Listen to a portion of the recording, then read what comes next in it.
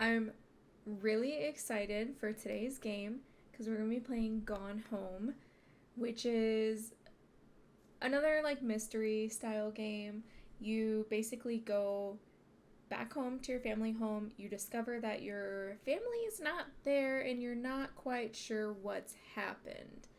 So we're going to be exploring our old family house, collecting details of everything, collecting clues, all that stuff, and seeing if we can piece together the mystery of why our family has gone missing.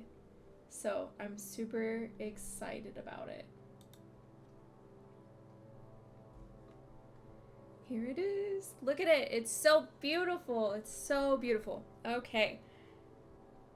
I am ready. Could you imagine? They were like, hey, you know that Haley chick? Yeah. Yeah, I know she's technically family, but what if we don't bring her? What if we take a vacation from her? That's the plan.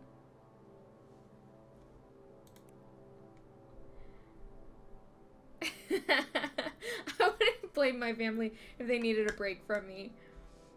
Okay, WASD to walk and then look around with the mouse. That feels pretty traditional. Well, we can do the arrows as well. Nah, that feels weird. That's like all the way over here. Let's do WASD. Alright, let's start.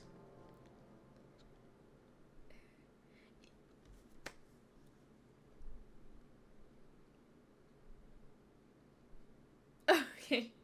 You know, speaking of taking vacations without me, I believe you in particular are taking a vacation without me.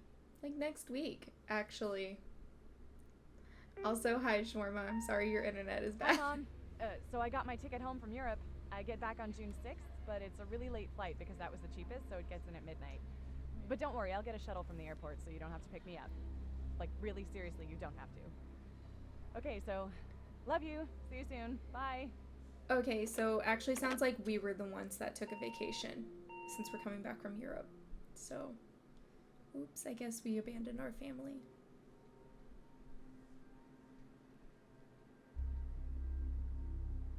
June 7th, 1995.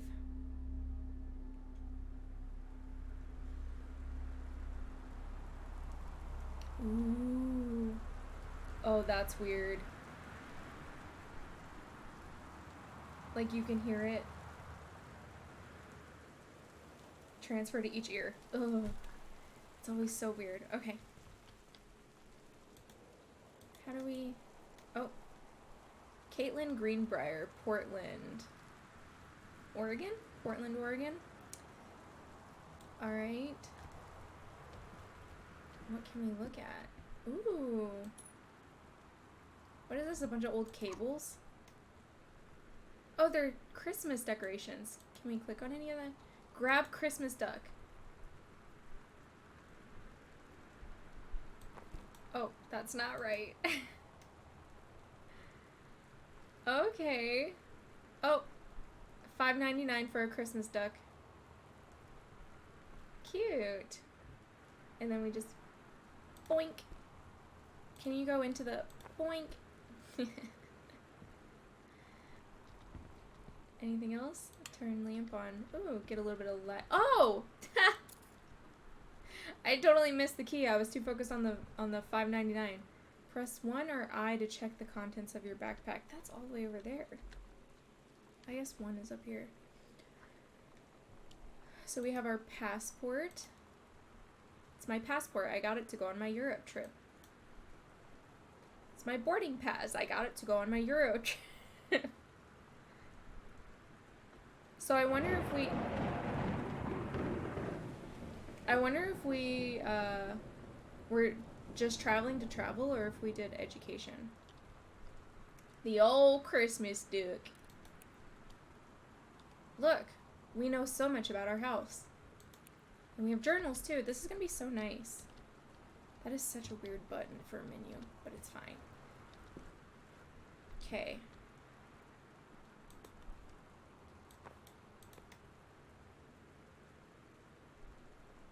No contents.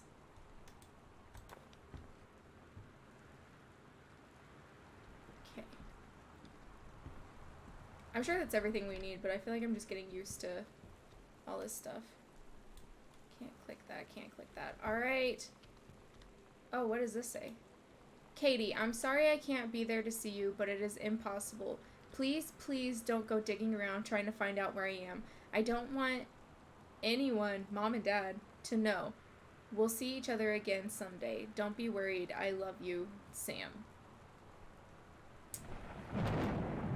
Oh, dear brother, where have you gone? Or sister, I guess. The, sensitivity is quite sensitive. Close that up. We haven't even unpacked?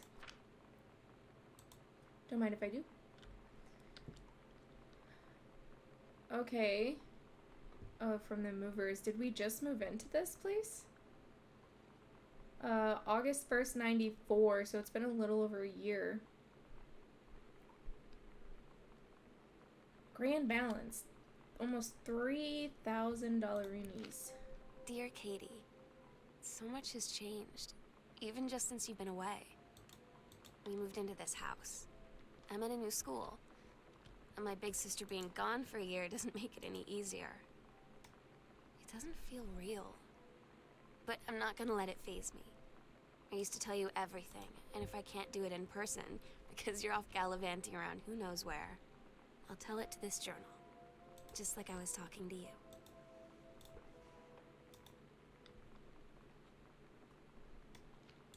Oh. I wanted to, like, actually read it. Directions to work from new home. I don't know if this will be pertinent. Travel time 1 hour and 10 minutes? Like, there and back? Or 1 hour, 10 minutes there, 1 hour, 10 minutes back? Because that's excessive.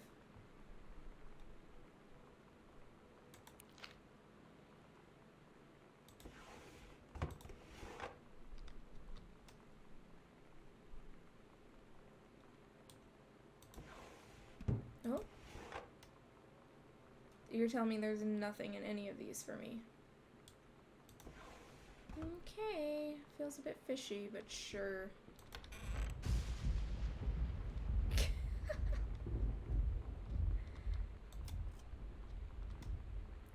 Janice Greenbrier. Is that our mother, maybe?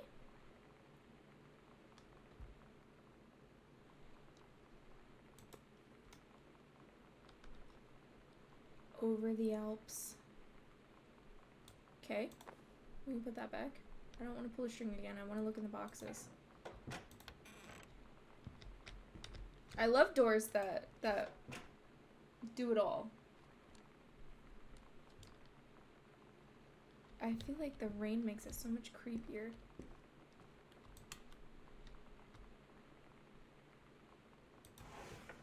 Ooh. I don't see like a thing in this one to make it easier to read. Dear Jan, it's so good to hear from you again. All this new house business sounds like quite the adventure. Remember the little dorm room we shared freshman year when we were miserable fantasizing about our dream homes? I always said I wanted a mansion. You said you just wanted a house in the woods. Look who got both. Somebody up there likes you. I could use some of that magic. Send me some lotto numbers. I'll play them. Seriously. But I shouldn't be complaining about this good old split level we've had since Bob got transferred to Winnipeg. We just got new vinyl siding. Jealous yet? Let me know if you ever want to trade places. So how are the girls doing? Has Katie left on her big European adventure yet? Speaking of jealous, right back soon. I miss you, roomie. Carol. Okay. Okay. Telephone directory 1995.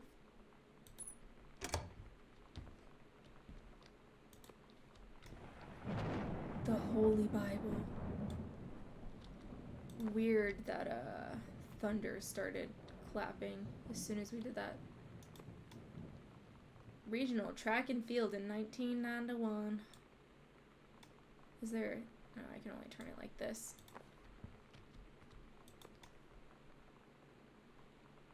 What?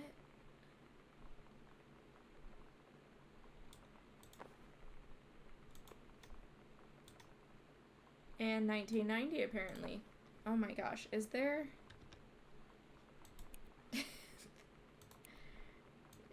Thank you. Let's try that again.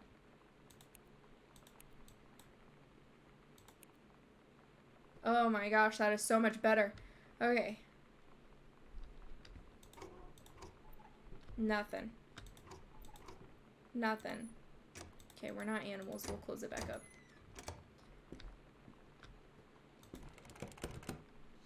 Tis locked. Weird. I was seeing if there was a sprint button.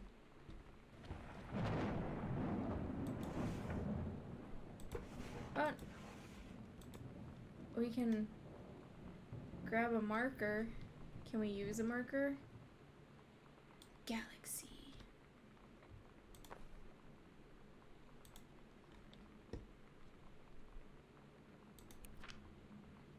Katie's departure. Did she go all these places? Or no, she went to Amsterdam. Okay. Flight 881 1210 to Amsterdam.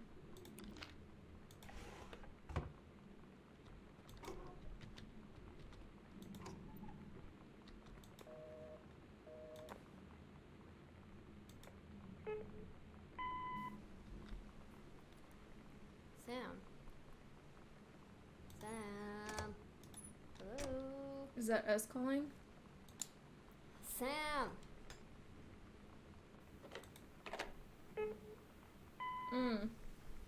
Maybe not. Sam. Sam, where are you? Really? I need to talk to you. Please be there.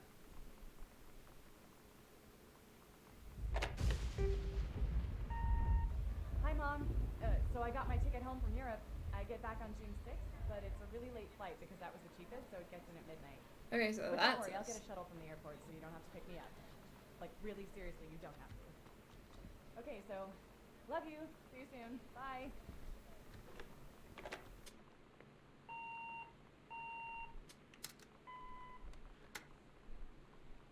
Creepy. What was that second one? What was that? Okay.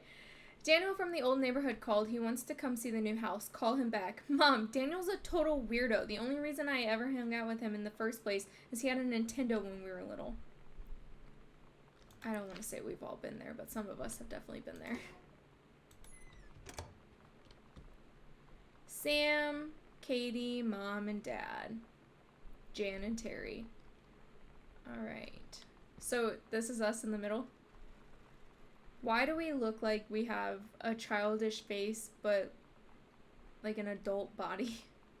Like she full around looks like a child. And we look like we're weirdly in between. Okay, what's out this door?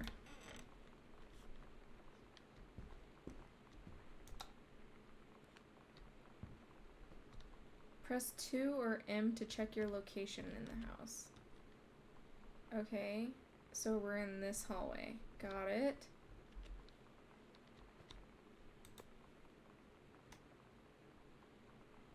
Hi, Mom, Dad, and Sam. I'm in Paris. I have done many Parisian things. Oh, gosh. Including eating le petit déjeuner. I don't know what that last word is. And wearing a beret. I'm going to have lots of film to develop when I get back. Sam, I'm bringing you back something from the Shakespeare Book Company since you are my favorite sister. Love you all, Katie. What's weird, writing your own address, I assume? Or was I in the way? Pack of cards. Heck yeah. You can put it back. Oh, an obituary. Oscar Doc Mason. Oscar Mason, 60, of Boone County, died peacefully last month in his home. Mr. Mason was born on September 8, 1933, in the house that would be his home for the rest of his life. He attained his degree in pharmacy at a young age and returned to Boone County to practice. He quickly became a well-loved figure at the center of the community. In the decades preceding his passing, he was seldom seen outside his home. A service will be held this Sunday at the First Methodist Church at 1 p.m. All are welcome. His survivors include his nephew, Terrence Greenbrier, as well as, in spirit, the people of Boone County, to whom he provided wellness and comfort. So this was our grandfather? Because Terry is our father. Anything else? Who is this? Is this Sam? DeSoto, though. That's not her last name.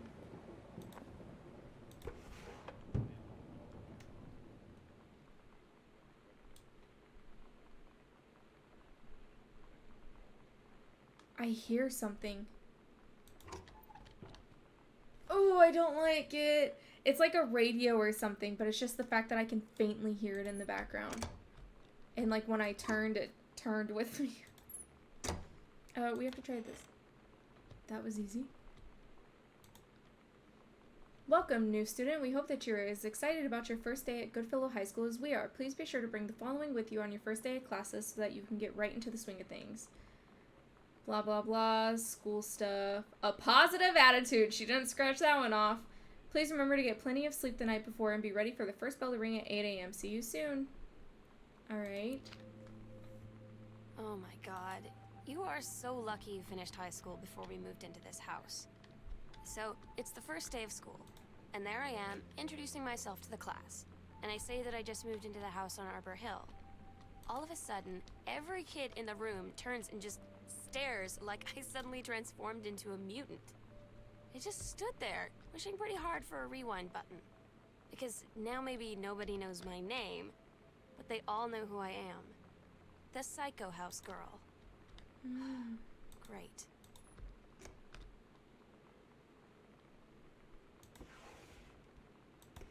Oh, grab it, please.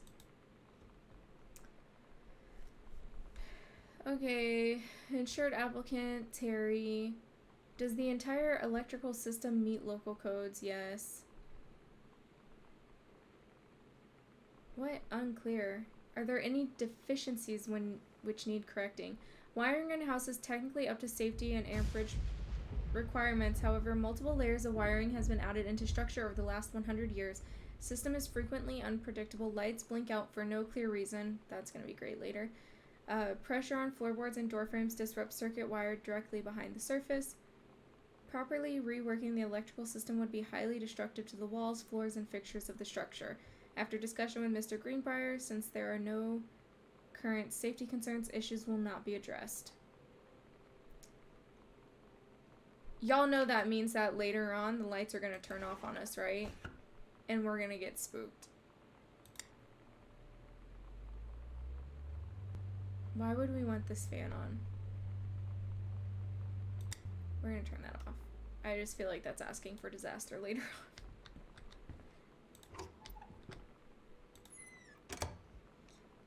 Totally actually haunted. Mayhaps. The killing of JFK, a theory. You've seen the movie. Discover the truth. A superb work of speculation plotted with amazing skill and showing a level of magnetic artistry not usually present in such academic pieces. A thrilling theory. I couldn't put this book down. An important new look at the circumstances surrounding one of the greatest tragedies of our time. Okay. Oh, that's so... Everything is so creepy. It's so weird the amount of things that, like, we can grab. And for why, you know what I'm saying? Like, why do we need to grab these? Ooh. Okay, remote with black light. Oh, backlight. Double-sided play. Okay, so this is... They say that a jack of all trades is the master of none. I have to disagree. Mystery is not a question of specialization, but the sureness of purpose and dedication to craft. If you happen to be in the market for a combination LD-CD player, you'll be glad to know that Pioneer seems to share this. I thought that was somebody like on glass, but it was supposed to be like the rain noises. But my goodness, that's freaking, I didn't like that. I did not like that. We're turning all the freaking lights on.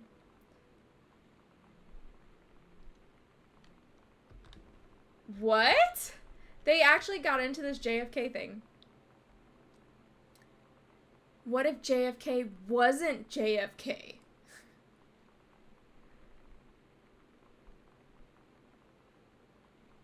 Chinese, Japanese, Lebanese? You can do better.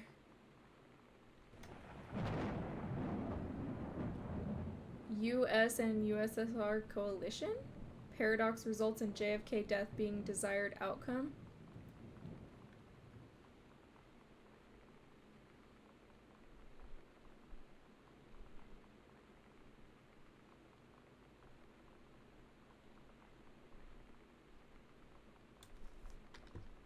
This house, I swear I keep hearing things. I'm totally spooking myself out, man. Okay, so we have to look for a combination. You can exit. I don't know it. Can we back out? Okay. Did we look in all of these already? No.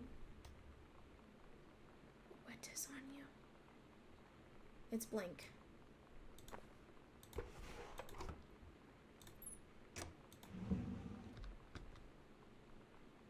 Was there nothing in there?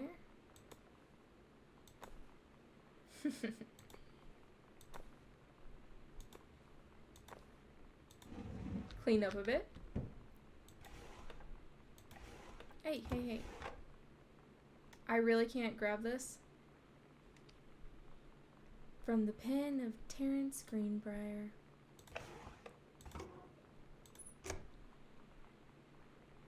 Do you think it's one of the things that was on this? I doubt it. I bet it's a JFK reference.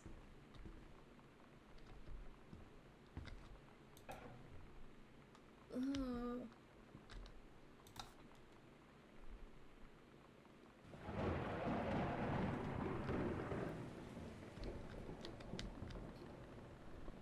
You guys, oh, I don't do spooky.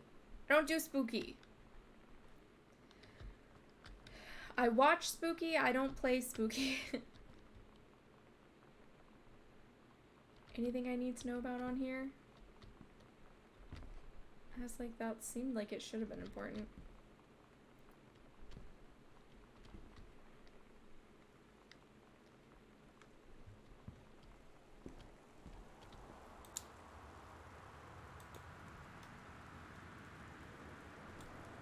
Okay.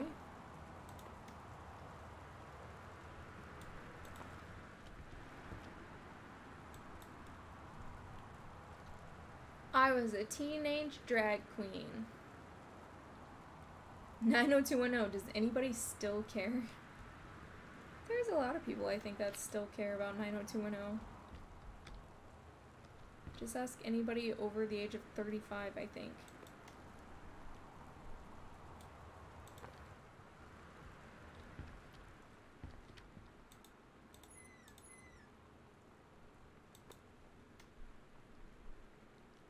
Wait, did he write it? I didn't even pay attention to that.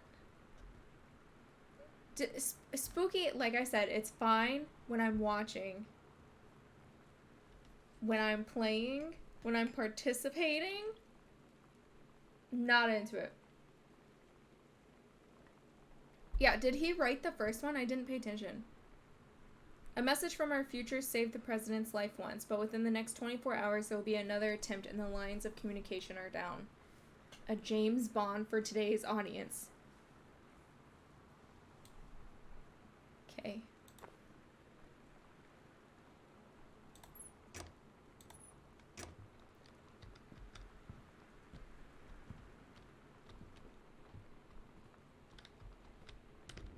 Ooh. Stranger under my roof? The teen years are fraught with change of all types, physical, mental, emotional, spiritual. But these changes don't just affect your teen. Your teen's turbulent years are a challenge for parents as well. Maybe the biggest challenge you've yet faced since having children. This book holds insights into your teen's behavior from the very beginning, as he or she first enters adolescence up through the end of teen years, as he or she enters young adulthood. So I wonder if it was Sam they were having problems with.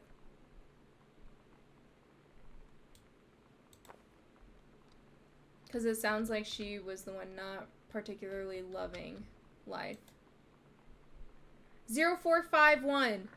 Everybody, we gotta remember. 0451. November 1st, 1994. Dear Terrence, David asked me to write to you regarding the reviews you've been submitting the last few months. Frankly, they're becoming more trouble than they're worth from an editing standpoint. There's a word limit.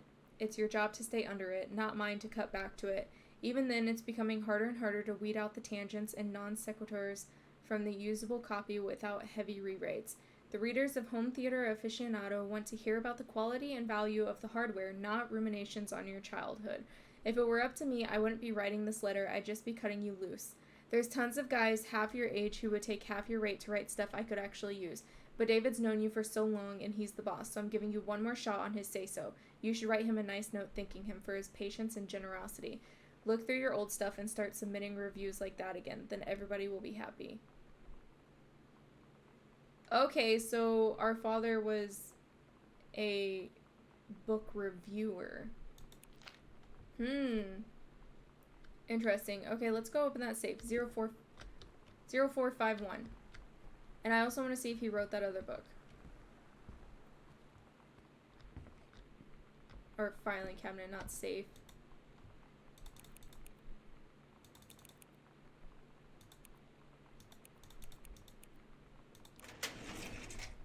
Ka-chow. Dear Mr. Mason, please find enclosed your original document and a typed copy for your records. The notarized copy has been filed at our offices. Thank you for entrusting our firm with this important matter.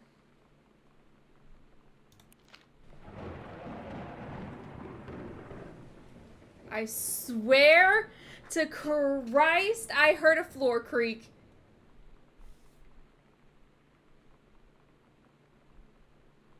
Do you guys see that light?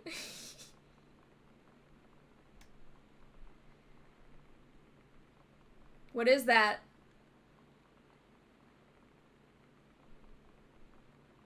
Why is there a light flashing? Okay, you know what? We gotta keep reading this. Okay. Will and Testament. I, Oscar Mason, possessing full competence of mind and memory, and after full survey of valued items to my name, do hereby declare this document my last will and testament. The following shall hold true upon my passing.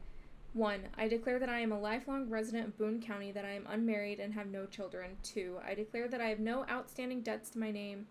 Wait. Unmarried and have no children. But didn't it say Terrence was his uncle? Nephew.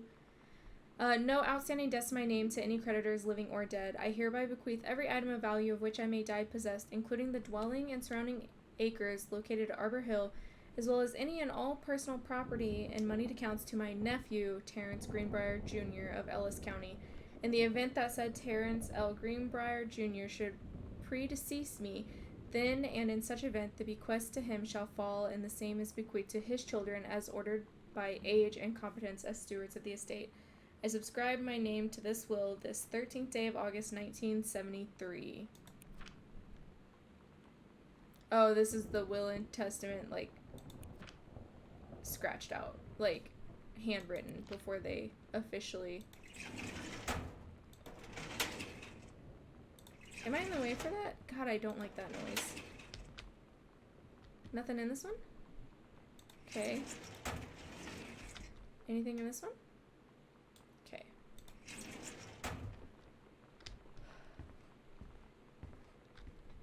No, Benjamin Allman, so he probably wrote a review for that one. You guys, I don't... Oh, that's where the radio sound is coming from. What's this? Hey, are you the new girl, Sam? I'm Tommy. I'm at the back behind you. Wave if you got this and write back. Hi, Tommy. Yes, I'm Samantha, and yes, I'm new. What's up? I just thought since you're new, maybe you could use a friend. I don't have a lot of friends either, and so I thought I'd ask something, if you don't mind. Do you mind? No. No, I don't mind. What do you want to ask? Was it just your uncle who went psycho, or does it run in the family? Oh my. You stop it. Stop it. Stop it. And you stop it. Oh, it's a TV.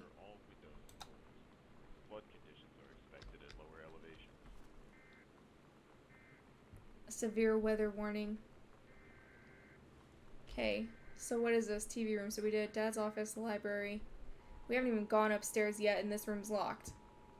I don't think we have to. Yeah, these are just audio, so they play as we go. Okay. This is a severe weather warning.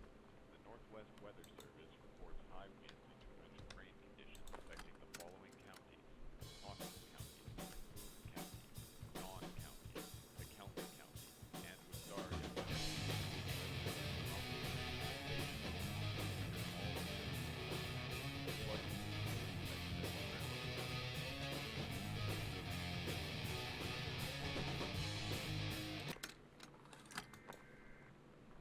That was a nice little break from the haunted and the horror. Okay. It's that book Dad wrote. Oh, the first one? This is a severe weather warning. The Northwest Weather The Accidental Savior. November 21st, 1963, John Russell knows that the president's life hangs in the balance, but who would believe him? Okay, so this is the predecessor to the other one. February 3rd, 1978. Terry, hey man, how you been? I know you're a published author and everything now, but my editor at HF Aficionado has too much review work to go around, and he's looking for another freelancer. Naturally, I thought of you. You were saying in your last letter how much of a pain it's been trying to find a publisher for your latest work of literature. And writing stereo reviews is dead simple. Stereo reviews. Sit at home with a glass of scotch, listen to some records, and write up how it sounds, and then get paid. I've included some issues of the magazine to use as examples. If you're interested, send some samples to my editor, and then tell him your old college chum. I was like, what is that? Tell him your old college chum Mike sent you. Here's the address. Do it, Mike. Okay. So I guess that's how he became like a review writer or whatever. Look at all of these VHS tapes. The Andromeda Strain. Airplane Moonraker. Is this a bunch of more conspiracy stuff? This is a severe weather warning. Oh no, that says Top Gun. Isn't that like famous movie with what's his face? From work? You don't get in trouble. Residents are strongly urged to stay indoors and secure all Ooh. windows and doors. Flood conditions are expected at lower elevations. You guys. Do you think this is foreshadowing? Ugh. Hauntings and poltergeists. Poltergeists and hauntings. Find out the truth behind stories that were familiar to even our pagan ancestors. Discover how to tell a hoax from a genuine haunting, how to categorize and understand strange phenomena you may encounter. Learn about the unhappy spirits that share the earth with us and what they can teach us about our connection with the natural world. Put that back. Oh, it's not even opened. Sick find. Pacha.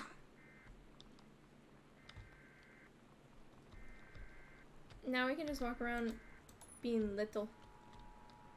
We're so small. No, we can go back to the real world. Yeah, probably turn that off. Oh gosh, it's just...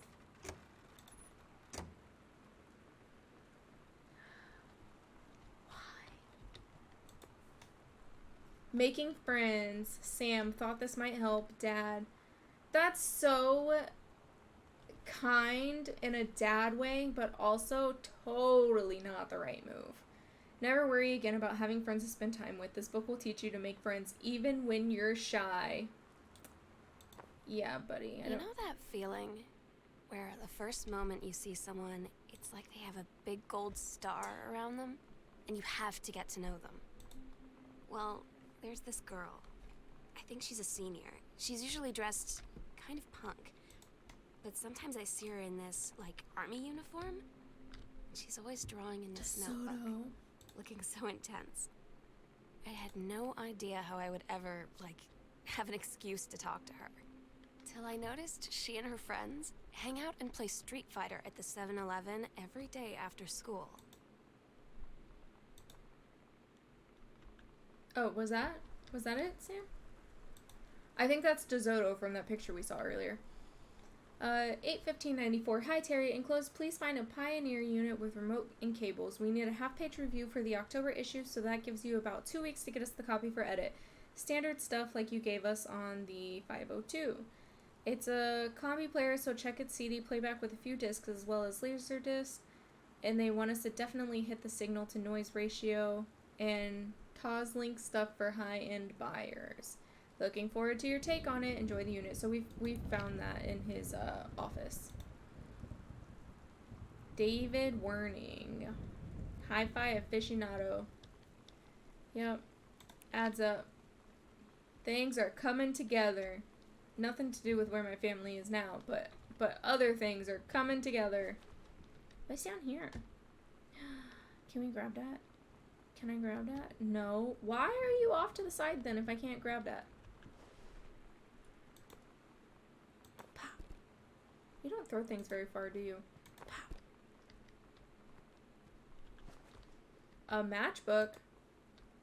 Can I use it? No, all the matches are gone. Idiot. Can I use a candle? What's the point if I can't look at the bottom of it? Put it back. Can I look at the bottom of any of them? No. Put it back. We don't care. Was that everything in this room? Anything in here? Oh, it's just a coaster. Mom's old work mug. Oh, from the forestry thing.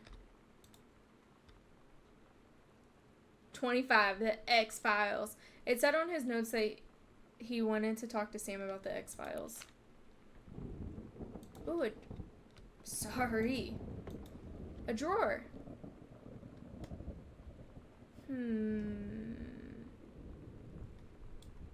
After a close examination, I've decided there is not shit in that drawer. Can we turn this on? Oh, yeah. Get a nice breeze. This is a nice little room. Oh, I forgot this door is back here.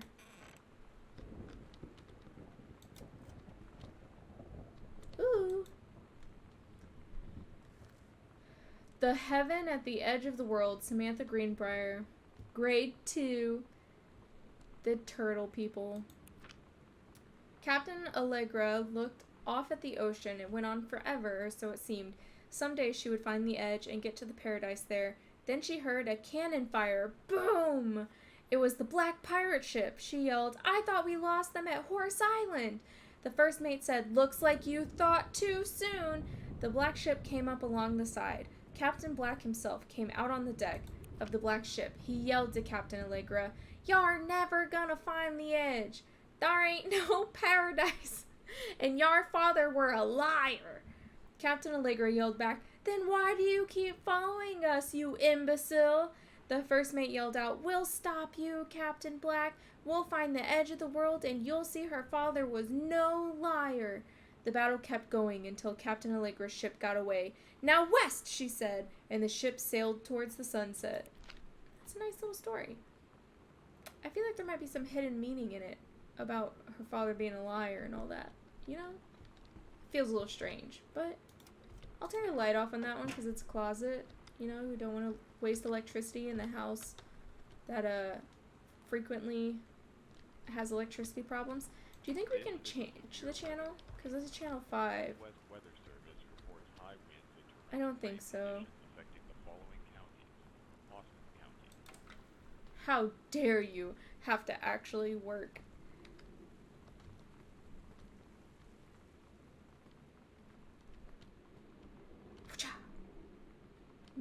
Nobody's there. Grab a bunch of coupons. Heck yeah. Tortilla chips. Double heck yeah. Squishmaster. Don't eat it. The U.S. National Forestry Manual.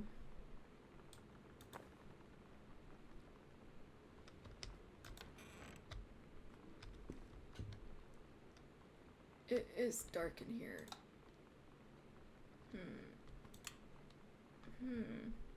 Classic. This is what I do in my house when I need things to stretch.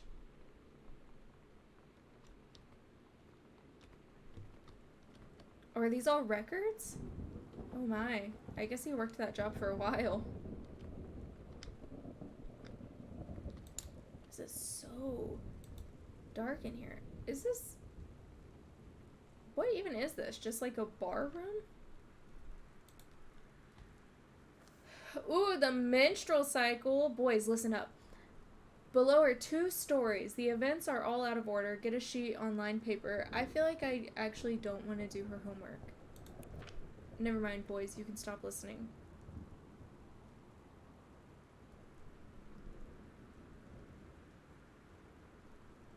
Did she turn it into a story? I think she did. The menstrual cycle, a novella. Okay, boys, listen up again. Reproduction system worksheet 6. The early morning of September 1st, 1937, Essa Glatz stares out the window of the train as it travels from Vienna back to her home village of Weilen in Poland. Hey, that's where we were. No, we weren't. We were in Amsterdam. As the train rumbles along and the sun rises over the countryside, she can only think of her dear Borislav, the boy she is engaged to wed. Meanwhile, deep within her guts, an ovum starts to develop. Essa's train approaches its destination. Her heart races. The lining of the uterus is getting thick and soft. As Essa steps off the train, her eyes dart quickly across the gathering crowd. Then there! Her dear Boris, still in his baker's smock. He must have dropped his early morning duties at his father's shop to come meet her. Her heart skips a beat. The ovary releases the ovum. It travels through the fallopian tube. This is so funny. Over the wheezing of the steam engines, a deep hum grows. It's coming from the sky. Dark shadows pass over the station. A whistling sound. Essa, her thoughts only a second faster than the bombs, reaches out towards her dear Boris across the crowd. Their eyes lock and the moment freezes. The flash and smoke envelops him almost instantly. In the assault by German forces, almost 75% of the people in her hometown are killed. The rest, including Essa and, for a time, Borislav, huddle in a half-destroyed church. He is blind. His legs are missing, bandaged with torn bedsheets. Essa's egg will not be meeting a sperm. It dissolves. About 2 weeks later, Boris loses his grip on life. Essa has given up her rations to keep Boris alive, but in the end, nothing can save him. Since the lining of the uterus is not needed for a pregnancy, it comes out through the vagina. Essa vows to survive. She sets off to join the Polish resistance as a daring spy and saboteur. Another ovum starts to develop in one of the ovaries, and the process begins again. It is incredible how the female body knows how to prepare for pregnancy. And then she got a C me. I liked it. I'd give her an A. It was very creative and yet still somehow got across how the reproductive system works in a woman. World history.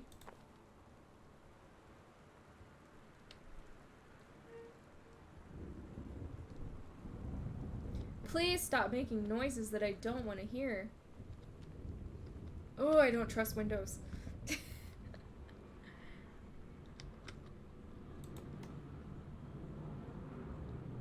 Bixa. Vodka.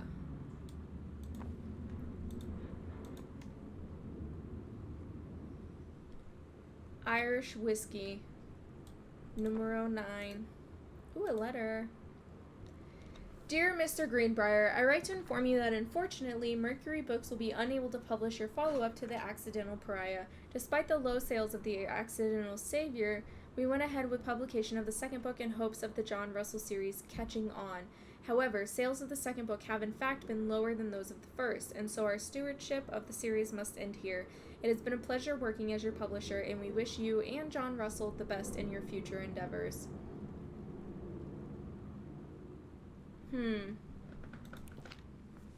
This poor dad, I mean, realistically. Yeah, we saw this one already in the other room, right? Yeah. Like, Mans was probably depressed. Oh yeah, look at all these shot glasses. I bet that's from him.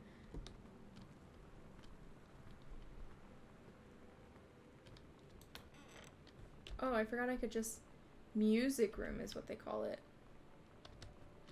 I was like, what is this, a bar?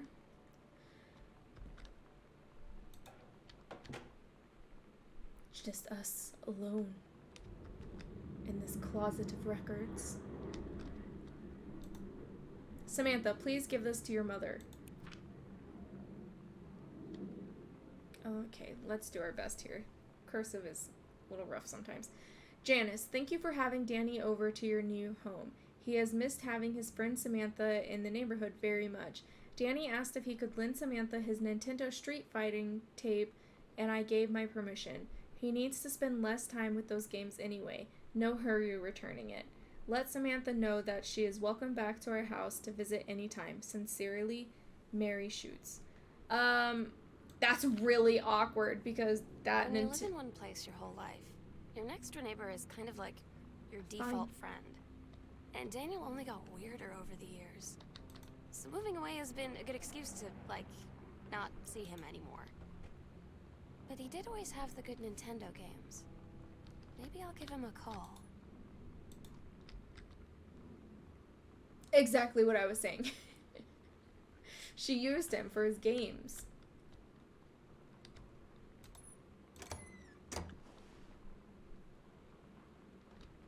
Okay, was that everything in this room?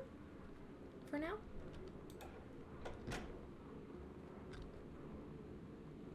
We came from that way, yeah, because we looked at that table.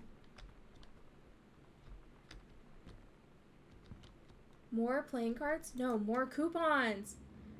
We're gonna get so many tortilla chips after this. What do you guys think it'll land on? I'm betting 4. I'm feeling pretty good about 4. It didn't even roll.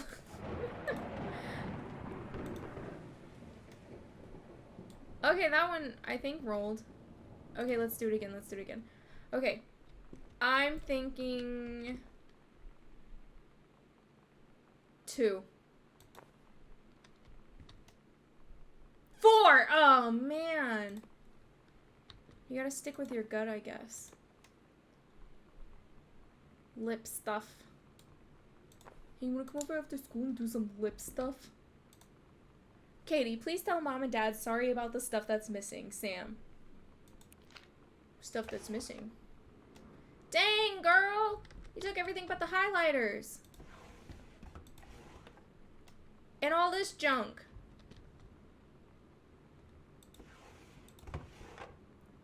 You left me a note, though. Hi, Lonnie. So if you wanted to come over to my house still this afternoon, that would be cool. I can drive. It's kind of far, but I can drive you home, too, so hopefully that's fine. Write back and leave this in my locker if you still want to, and we can meet in the parking lot after 6. Yeah, I'm totally in. See you there. Then I'm gonna kick your butt. Get ready. With the Street Fighter game that she stole. So you know what they say about the best laid plans of mice and men? Yeah, turns out it applies to Street Fighter too. At least I worked up the courage to walk into the 7-Eleven and ask for a turn, but all that practice at home did not exactly translate in the wild. So after I was finished getting my butt kicked, I followed them outside while they smoked. And that was when she asked me if I was that psycho house girl. But then she said she's always really wanted to see the psycho house. Her name is Lonnie. She's coming over tomorrow. She gave it all up for a girl. Also this. There's something in the attic. Locked. I've been looking in every cabinet and cupboard and drawer.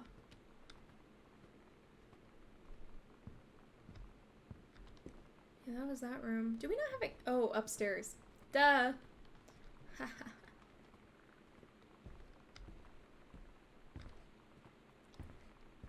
To the next floor.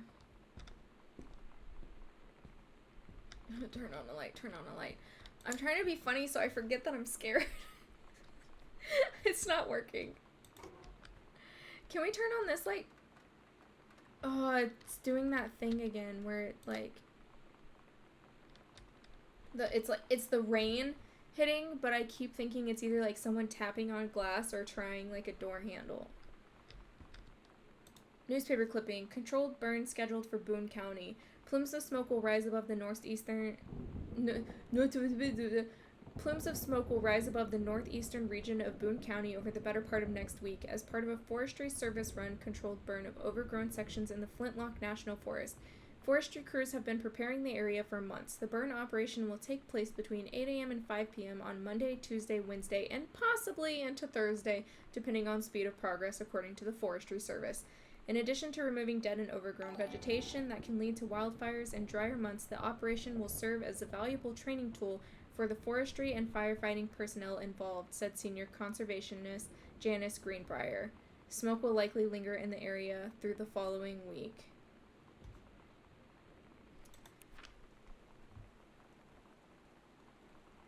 Okay. So whose calendar was this?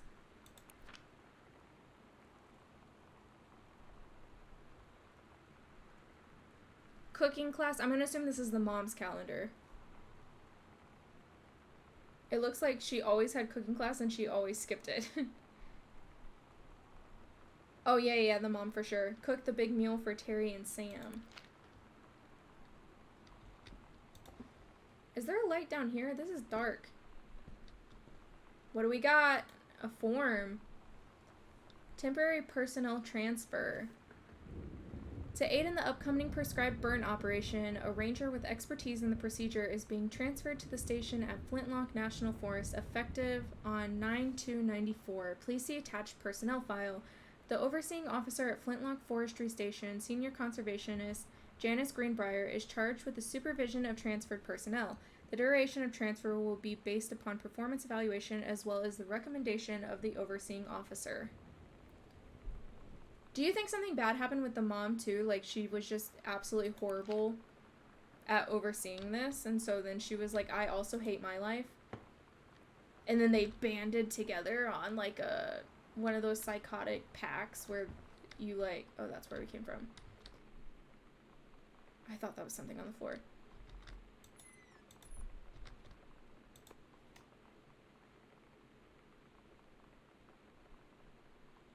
Bratmobile. What does that say? For Sam. Oh. Okay, so it's a mixtape, but we don't have the mixtape. Oh, do you think that was the thing downstairs? It's weird hanging out with girls. Daniel was around ever since I was little, and other girls? I don't know. But being around Lonnie is like instantly just right. I gave her the grand Psycho House tour and took my revenge on Super Nintendo. And it was like, I don't know, I finally found someone I feel normal around. I drove her home and she gave me this tape and said, "You have got to listen to this." I haven't stopped playing it since. Do you see this? Stop leaving every damn light in the house on. You're as bad as your sister. We have mayhaps been walking through the house, turning on every single light and leaving it on as bright as we possibly can because we're spooked of the rain outside. Just maybe. Daniel called again. He wants his Nintendo game back. Bro, I would want my Nintendo game back too. She kind of just never returned it. To whom it may concern, I, Samantha Greenbrier, am 17 years old and am therefore an independent, fully functional human being. The fact that you still forbid me from going into the city on my own is frankly absurd. Compare with Katie, who is only three years older than me, and yet you allowed her to go all the way across an ocean to another continent on her own. I just want to spend an evening in a normal, totally safe city on my own like a human being And since you may also remember that I have my own car now, you can't really stop me. Warmest regards, your daughter Samantha.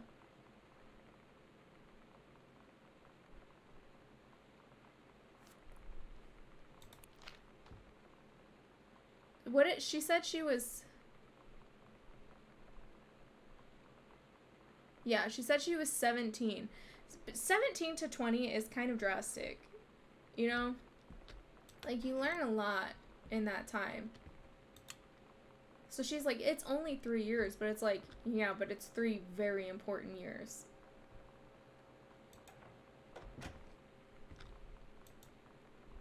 Sam, I think the creative writing track would be perfect for you, Mrs. Blacklock?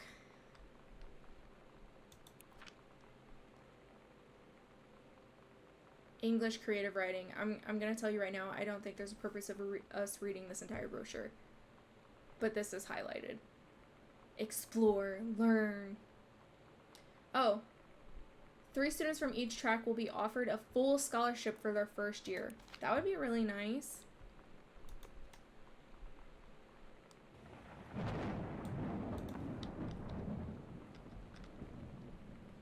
Cup, soda. What are these all names? Oh, they're like actual books. I was like, Emma.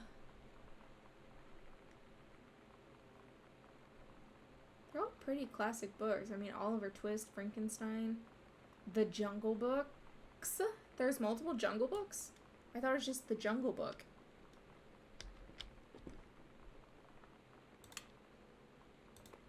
Ooh, a button. The Misfits. Can I actually take that one? I feel like I could utilize that. Grab emery board. Is that what they're called? I just called them nail files. Nailed it. Haha. Why is this drawer like ripped out?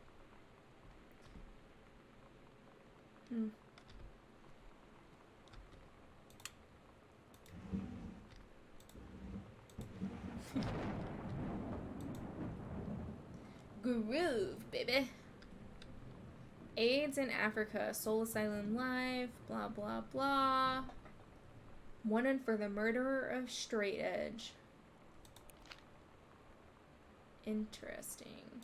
Another magazine, Kurt Cobain. Dang. You think there's anything under the pillow? Nope. Steggy! Hi, Steggy.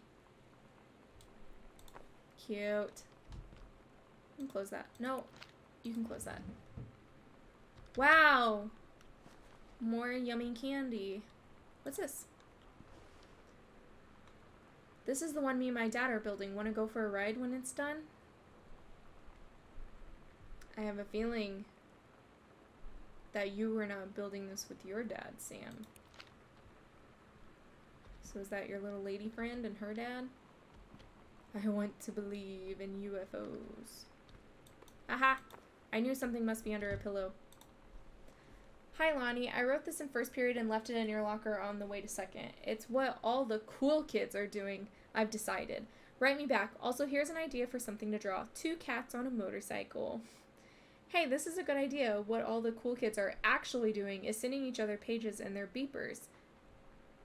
But we're cooler than them, because guess what? They can't put this on a beeper. There's 2 cats on a motorcycle. Oh, there's a second page. Your drawing of cats was so good that I added a background to make it even better. Maybe I should just stick to writing, though. I like it. How did you know they were about to be abducted by aliens? I'm looking at Mr. Fish right now. I feel like he would probably have lots of cats. Also, like, his secret shame is he watches 90210 religiously. I'll ask him about it after class. Well, is he over 35? He said he doesn't have cats and also that he's never watched 90210, but I could see in his eyes he was lying.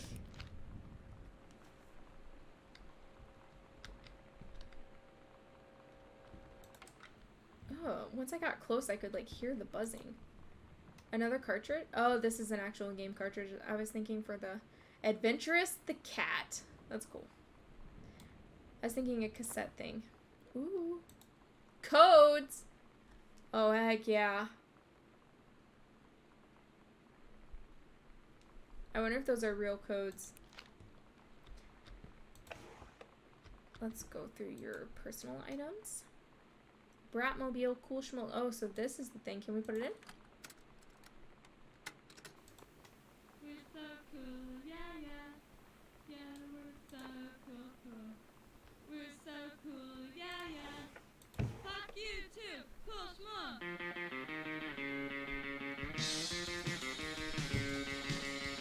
I don't wanna sit around and talk about the life were those good old days.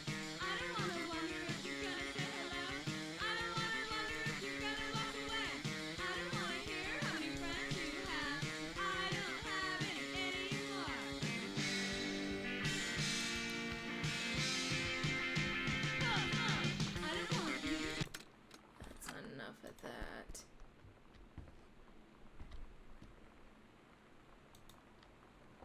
Ooh. It's a fly. It's a fly on the wall. Oh, do you think we...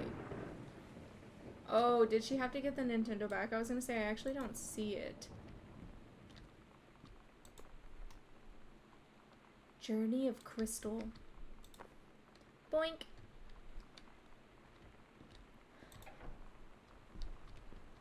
You know, we haven't seen a single restroom.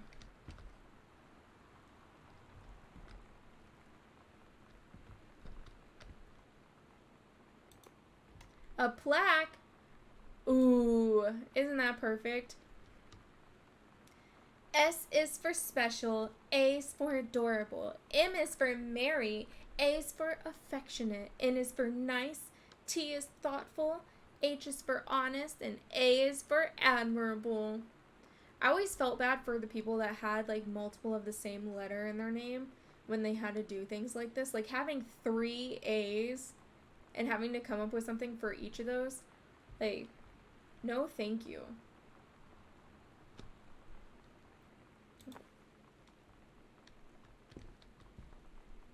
Man, Sam had this in like 4th grade. It's cute though, I'd keep it. But what is that other thing? Okay, put that over there. Oh, it's a Bible. Put that back nicely. A collar for Mitten. Oh. Got your number. Are you going to the dance with anyone?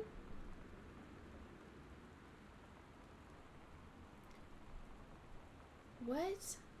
Get your friends together. It's time to find out who has a big crush. Is it Matt from science class or Daryl from track? You'll never know unless you've got his number. Interesting. Ooh. The King's Labyrinth, Chapter 2, Fraying Threads. Oh my gosh, it's still about Captain Allegra. Oh, I thought we restarted for a second. Okay. Captain Allegra, still in her flowing skirt and sturdy jerkin, descended the single shining thread into the lower cavern of their labyrinth. She and the first mate, on their own now, grew closer to their goal, the throne room of the dead immortal king of the island. The first mate slid down the line onto the stone floor. She swept chalky bone dust from the front of her canvas trousers and looked up at Allegra. The silken thread, nigh unbreakable thanks to the enchanted moths that inhabited the island, trailed behind, leading their way back to the entrance. From further into the labyrinth, a moaning began to echo. The moaning grew louder and clearer. It turned into words from some ancient language they could not understand. The king's cursed voice, the hairs on Captain Allegra's arms stood on end. She looked back at the first mate, whose eyes remained locked on the blackness of the passage for a moment too long before noticing the captain's gaze. The first mate nodded silently ahead. Following the king's ghostly song deeper and deeper into the labyrinth, they came upon a rocky gap spilling forth otherworldly blue light. The great basin of the dead king's throne room lay below, skeletal in rotted robes. The king was hunched over the blue orb topping his royal scepter. Shadows of his bony fingers danced on the walls like ghouls. As he sang, wailing souls flowed in one by one through the cracks in the cave walls, pulling into the orb, causing it to glow brighter and brighter. Behind the king, a low staircase hewn from rock led down into the chamber from a passage at the top. Allegra said, "We have the advantage in numbers. I will draw his attention, and then you—" But the first mate interrupted. "No. I am smaller and quicker, and you know of dealing with mystic energies like these. I will circle to the other side, get the king's attention, and lead him on a merry chase." She held up the silk line, all traced by this invisible thread, of course. "Oh, invincible thread, of course," Allegra said. "It is a good plan, but perhaps we should go together." The first mate shook her head. "You know this is our best chance. Don't be afraid for me." They grasped hands and exchanged 3 tight squeezes, their palms growing warm. Is the first mate about to die? The first mate tied the shining thread to the belt of her trousers, gave a quick salute and a wink, and dashed off. Allegra waited, staring vigilantly across at the top of the stairs where the first mate was to appear. The king continued his— Wait, no, the singing stopped. The king turned and began walking up the stairs. Allegra wanted to call out, to do anything to stop the first mate from running headfirst into danger. She tried tugging on the line to signal her. No use. The king was nearly at the top of the stairs when the first mate burst through the passageway. She skidded to a stop, even from across the yawning basin. Allegra could see the first mate's eyes grow wide. She turned and ran. Summoning his undead power, the king left the ground, levitating, gliding behind her with distressing speed.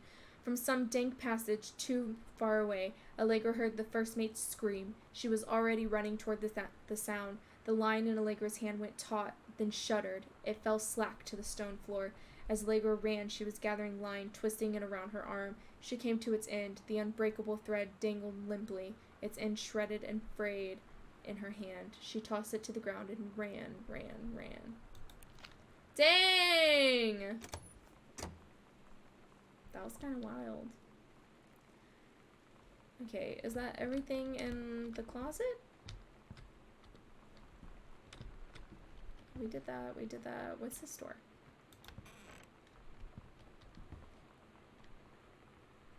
This is a—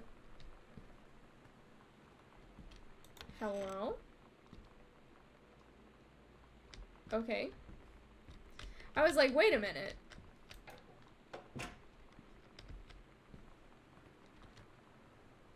Anything in there? No. Okay, so I think we did that.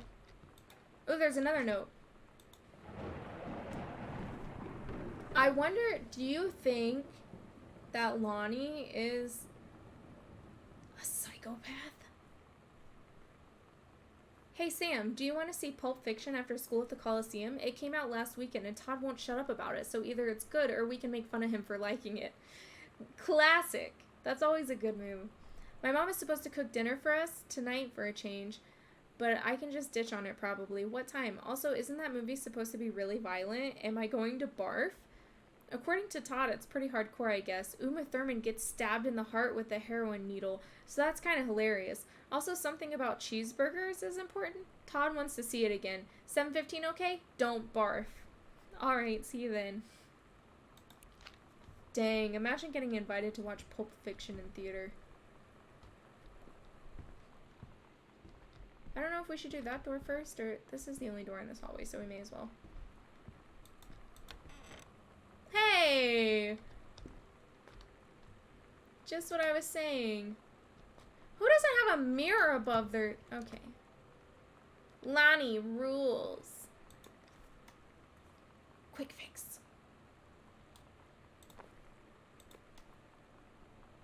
Cinnamon.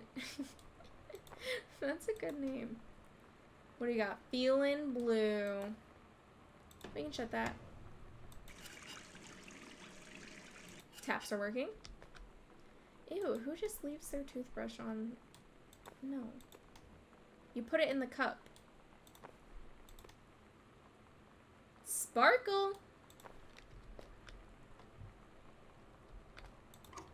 Anything hidden in here?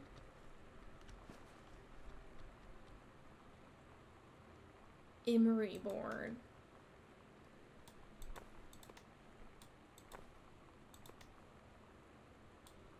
I check everything for secrets, even though we've only found like 2 secrets in this whole game.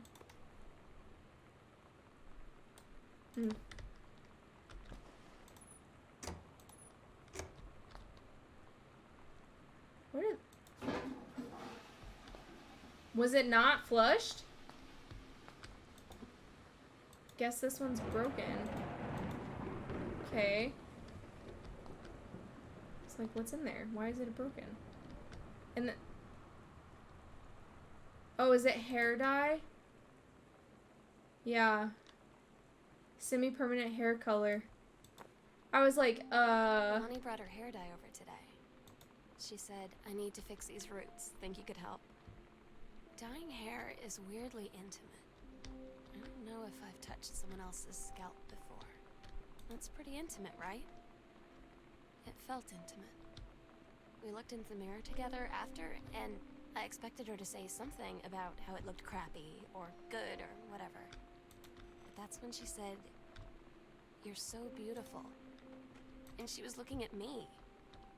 Right in that moment, I wanted to say something, but I waited. And the moment was gone. I shaved my husband's head for him. Do you think maybe we could be something? Since scalps are intimate? Just maybe. You think he likes me back? Ooh. This has definitely been, aggressively handled.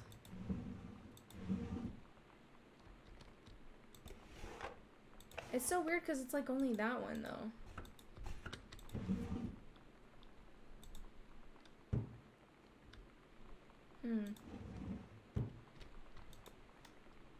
Mitten.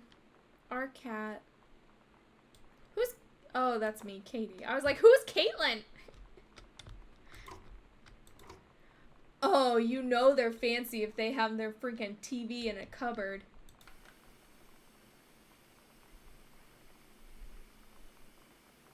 Nothing. Nothing good. Unless I can...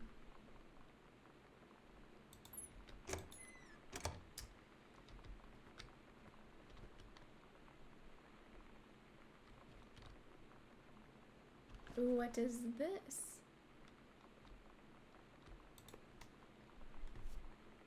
Leaves of Grass. I was gonna say, is this a poetry book? Collection of poems was first released in this form in 1892, but not before it was banned on grounds of obscenity. He died only 2 months after its release. Seeing, hearing, feeling are miracles, and each part and tag of me is a miracle. The bookmark. Take your time. I'm glad to have it in good hands. Rick? Who's Rick? Was my mother having an affair?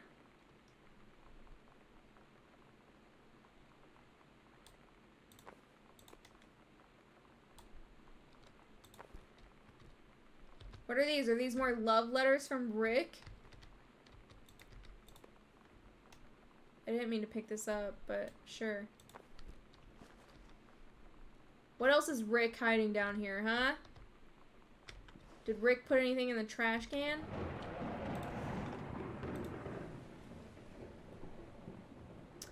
Dear Jan, oh honey, let me tell you, I understand how you feel. Bob and I have had our down periods. It's become a bit of a way of life, actually. You get used to each other. You live your own lives in the same house. The kids grow up, they go away.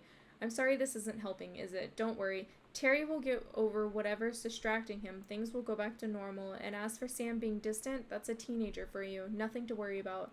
In the meantime, though, this controlled burn, that sounds like quite the adventure. But let's cut to the chase. This new ranger they sent, that's what I want to hear about. Ranger Rick? You have to be kidding me. It's too perfect. You have to tell me everything. And send pictures. I want the whole package. Wait, that sounded wrong. Keep your chin up until Terry is out of his slump. And in the meantime, write more letters to your old friend Carol. She adores them.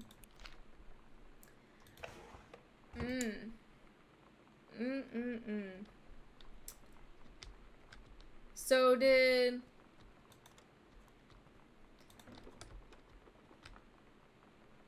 That really sounded like someone pulling on a door handle. Did my mom run away with Ranger Rick and my dad, I don't know where he went. He, like, did something. And then my sister ran off with Lonnie? Dang, what are we, a hotel? We have got a Bible in every room.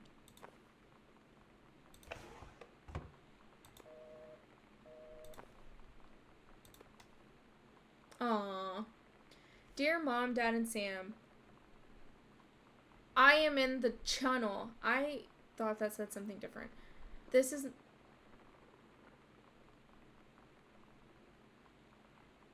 You can't tell me you didn't hear that. You can't tell me you didn't hear that. That was a door creaking. I'm not putting this down and I'm not turning around.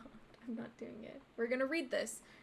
This is my second passage through the channel. I'm on my way back from London, this time going to Brussels, Belgium. Sorry I didn't write you on the way to London, but I was too excited about the channel. London was great. Dad, I know you've always wanted to visit, and I think you really should. You'd love it. If you all wanted to come back here as a family sometime, I guess I could be convinced. Love you all, Katie.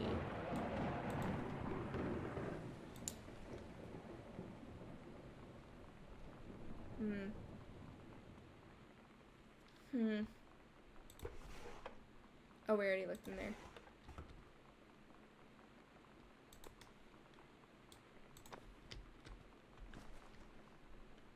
You got any secrets on your side? Mom's got Rick.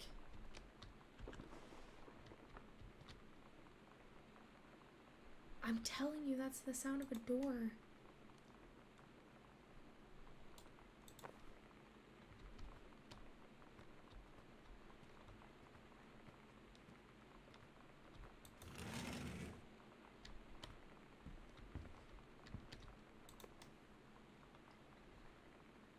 Watercolor technique for florals and still. I'm creeped out now.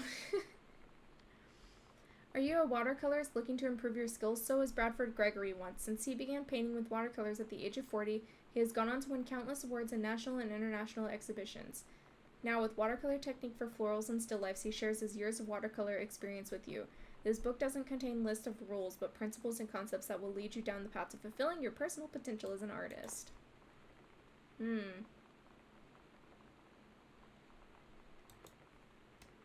Oh, look!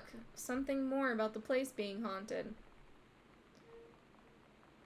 Stop making noises. For real? Like, stop it.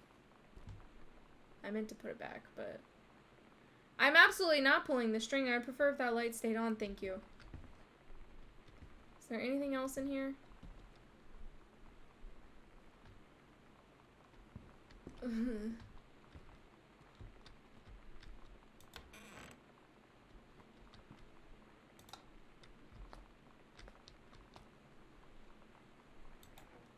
Oh gosh, I have the freaking heebie-jeebies, bro.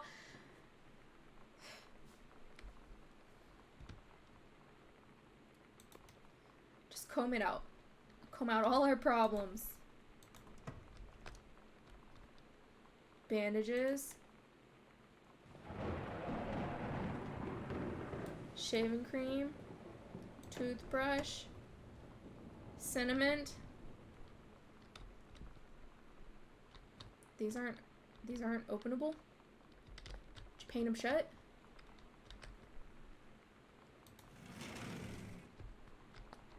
Oh, I was wondering why there wasn't like a tub or something. Or a shower. Shaving cream, toilet roll.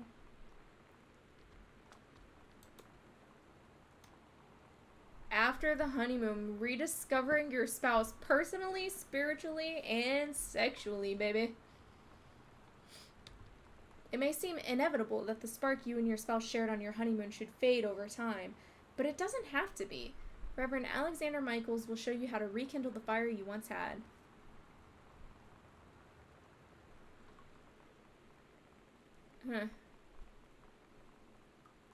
Reverend Michaels will show you the way.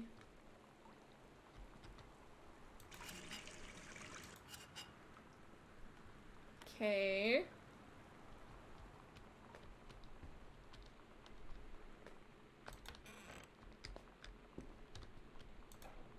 Did we look in here?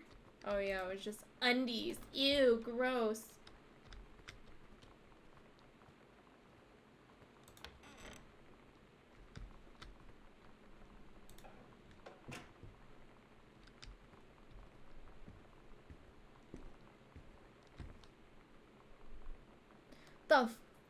What is that? Why does it look like that? Everybody knows that that is a spooky light setup.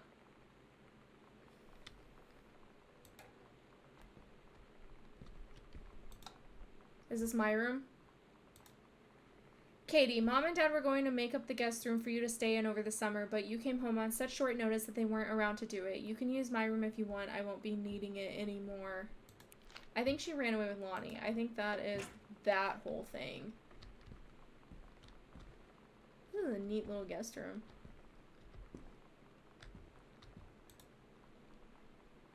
Ghost Hunter Journal. No.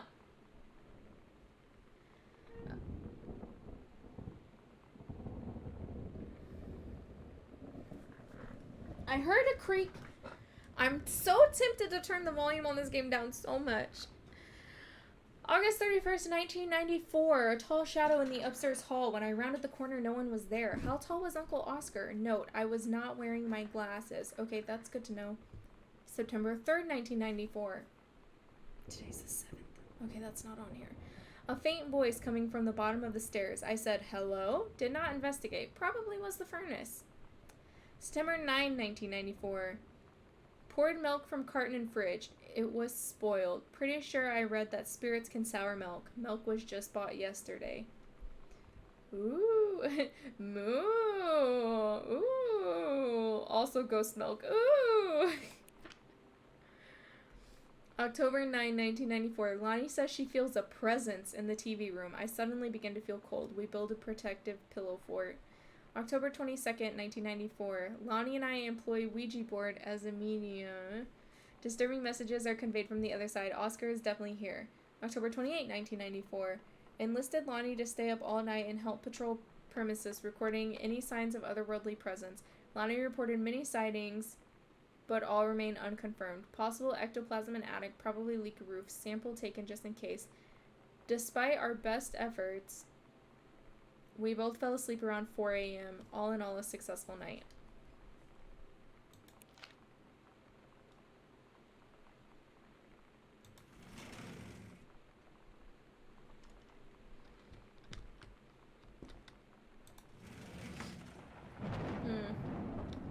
Oh, another note.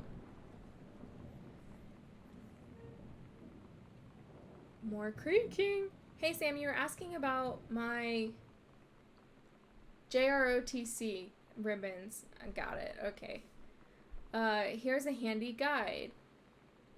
Orienteering. This means the Army thinks I can find my way around. Rifle team. The Army has branded me as a certified killing machine. Well, I wouldn't be saying that considering my family is missing, so now you're my #1 suspect. Adventure training. I'm a born adventurous, and no borders can hold me. The Army recognizes this. So if you didn't think I was cool before, now you do. I didn't think you were cool before. And I don't now either.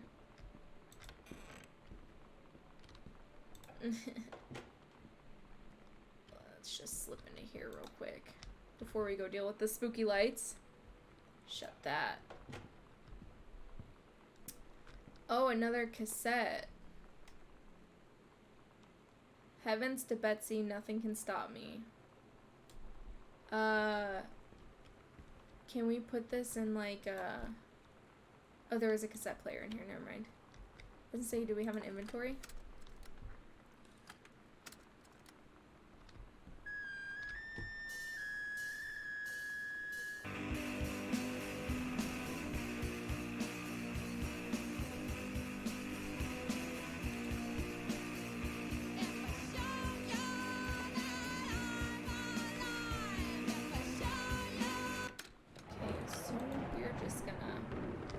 Put that down.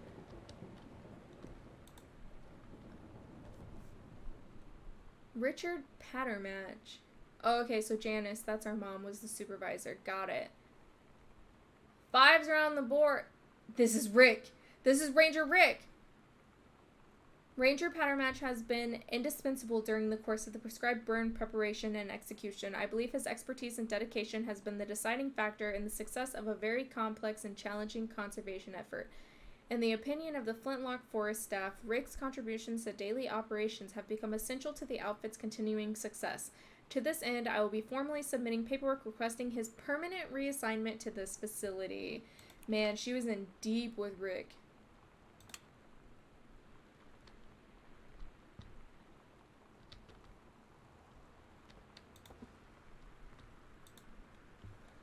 Halloween show, The Misfits.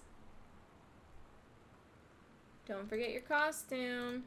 Wouldn't dream of it. Sometimes you just have to lie to Mom and Dad. Like when Lonnie asked me to see a band with her and stay over at her friend's place in the city after. That's a lie to Mom and Dad's situation. But it was so worth it. The girls on stage were just so loud and real and awesome. And everybody was moving together like one huge tide of sound. Between two songs, Lonnie leaned over and said, "How do you like your first show?" I was so happy. I felt tears starting in my eyes. And then she up and hugged me. I think she could tell.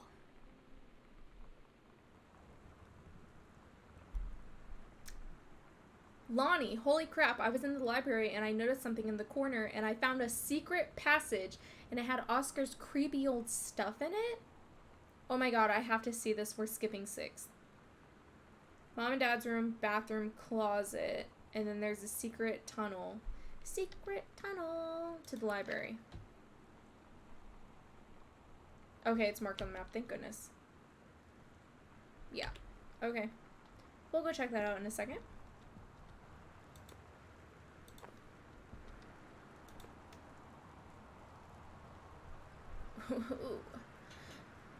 A spicy book.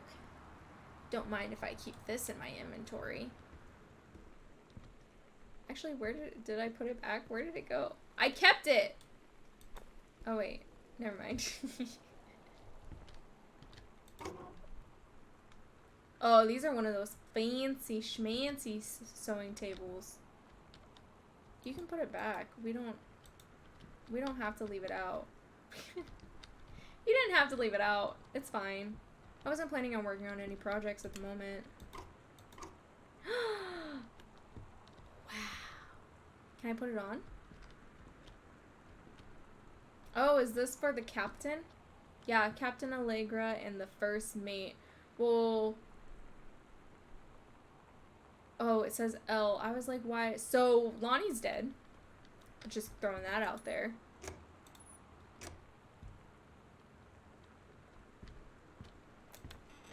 Okay. Well, I guess we can go look for the secret tunnel. Did we look at all the rooms down here? No. Oh, I forgot about this. Sam's dark room, do not enter if red lights are on. Oh, the attic is the dark room. I was like, there's no door here. Got it. It's locked. Okay, well, let's go back to Mom and Dad's room so that we can go into the secret tunnel. Which one is it? This one? Yeah. So it's in the closet, and we're about to get spooked by our dead uncle. Or dead great uncle. Is there a light? Hey, yo, Sam, did you write anything about a light? I don't think there's a light. Oh, pull it. Ooh. Soft shirts. It's a necessity. Sam and Lonnie's secret house investigation log 3. Hidden compartments found. One in the library, one in the upstairs hall, and one in the foyer. Evidence of the supernatural discovered? 0. Thank goodness. So there's this one, but that's not even counted. There's one in the library, one in the foyer, and then one in this hallway across from her door. Okay.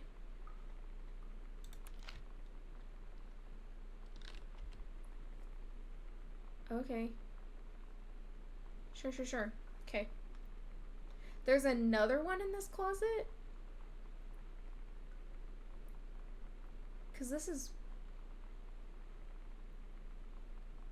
What? Okay.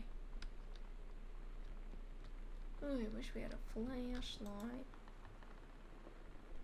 Oh, this is it. It's very small. There's like nothing in here. They said it was full of his old crap. Yeah, and then we're back here. Oh, I see. I see what's going on here. And there's another one here? Can we close that back up? Because, don't need no ghost coming after my tootsies.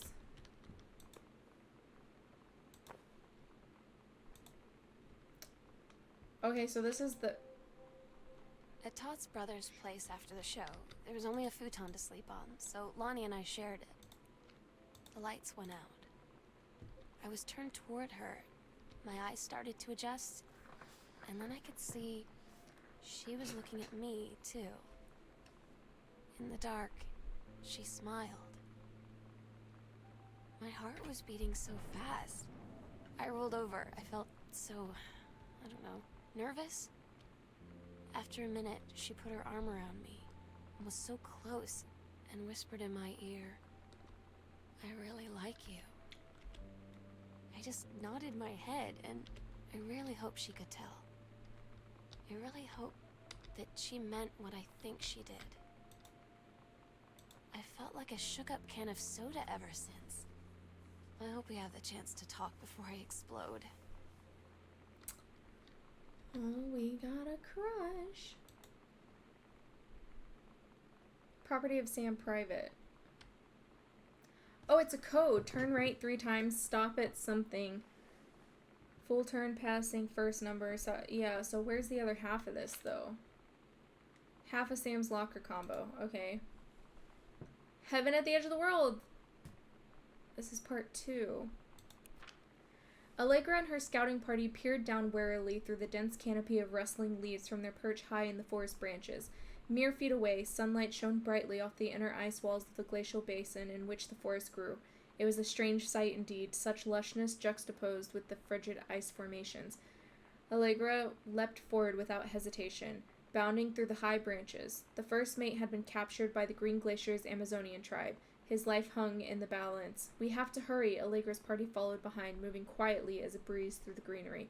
Allegra landed in the clearing and shouted, "Stop!" She saw the Queen Amazonian up on her pedestal, reaching for the lever that would drop her first mate into the vat below. She shouted, "No!" and flung her saber at the Amazon's reaching hand, but it was too late. The first mate screamed as he fell toward the water, then splashed down, and all was eerily silent. Allegra looked on, frozen in fear and remorse. She had been a moment too late. But then, from the vat, something began to emerge, a head of a dark brown hair, just like the first mate's, then the shoulders and sleeves of his coat, soaking wet. But as the figure stood and the water poured down, Allegra saw that the first mate had changed. He was no longer a man at all. In fact, what looked back at her were the eyes, the face, the hair, and the hands and body of a woman, still in the first mate's clothes. Still the first mate. She spoke in a soft, clear voice. "Captain?" The Amazonian queen said, "She is one of us now. She is ours." Allegra drew her magical flintlock pistols from her belt, and her crew readied their swords. Allegra glared into the queen's eyes and said, "That's the love of my life, and you can't have her." Ooh. So she turned her first mate into a woman to resemble, Lonnie. That's one we just did. Was that all the... To the attic? Oh, there's one here, too. Okay, let's go back upstairs, then. Because we need to find the other half to the combination lock.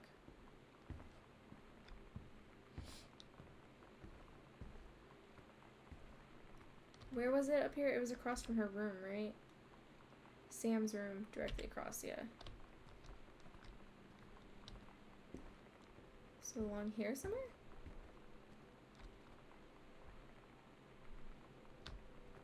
Is that not correct? I thought it was along here somewhere? Oh, wrong hallway. This one. Haha. No! Oh, looks like this is the other half. To open, turn to for... Okay.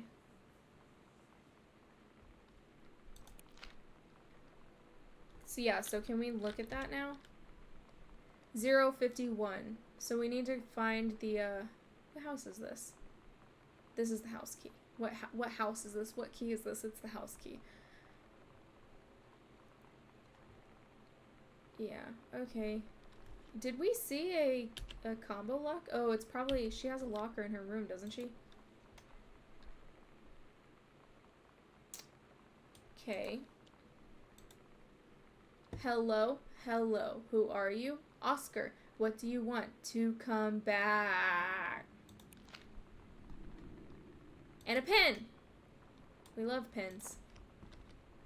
Is that it? I think so. Put this back in there because I don't want to mess with that. Okay. Was it 051?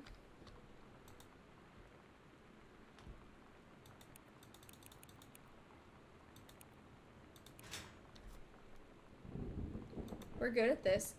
Ooh, secret cigarettes. Oh, another key. Lonnie came over Basement today. key.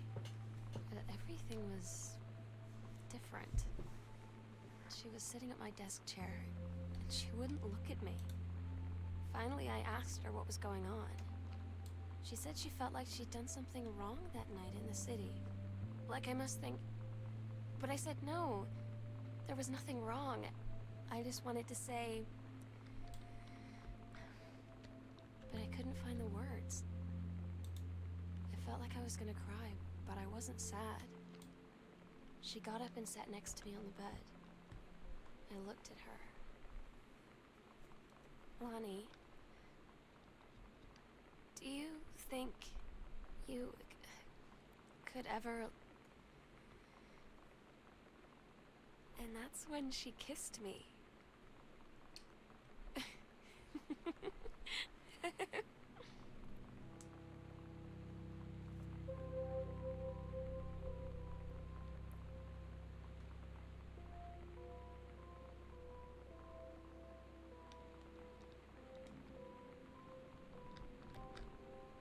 Oh, the music kept playing, so I thought she was gonna talk again. Somebody's been thievering. She's been yoinking stuff. Okay, does it say where the basement is? To downstairs. It's over here. Okay.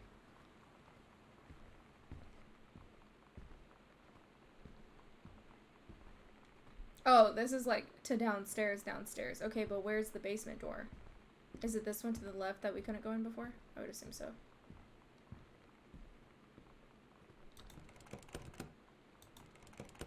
Is it... God, jeez Louise, man. You can't do that to me! Is this not the basement door? Oh, to basement is up here. Okay. Don't know what that is, but not my problem right now.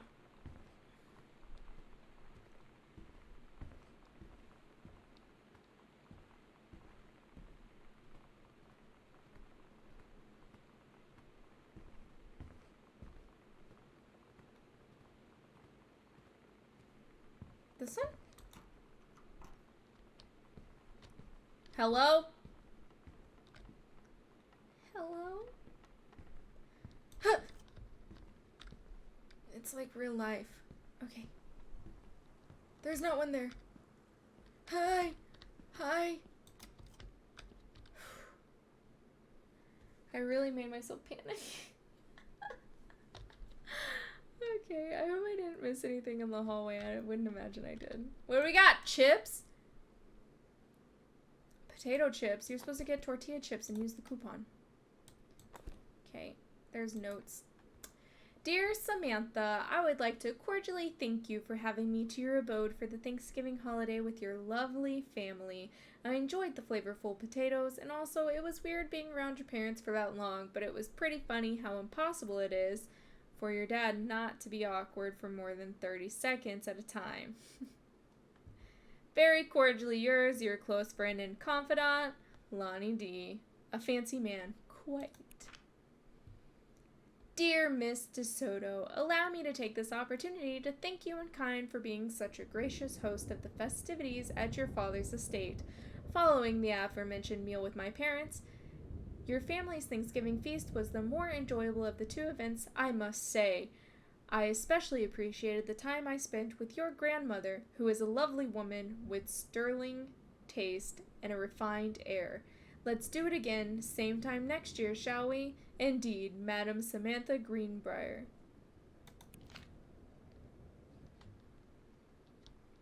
I mean, it sounds like every friendship that I had. Like, I can definitely think of at least 3 friends in high school off the top of my head that I would have written weird notes and drawings like that. Like, oh, yes, indubitably. We didn't do this, though. Yeah, we weren't secretly in love. So, that part's unique.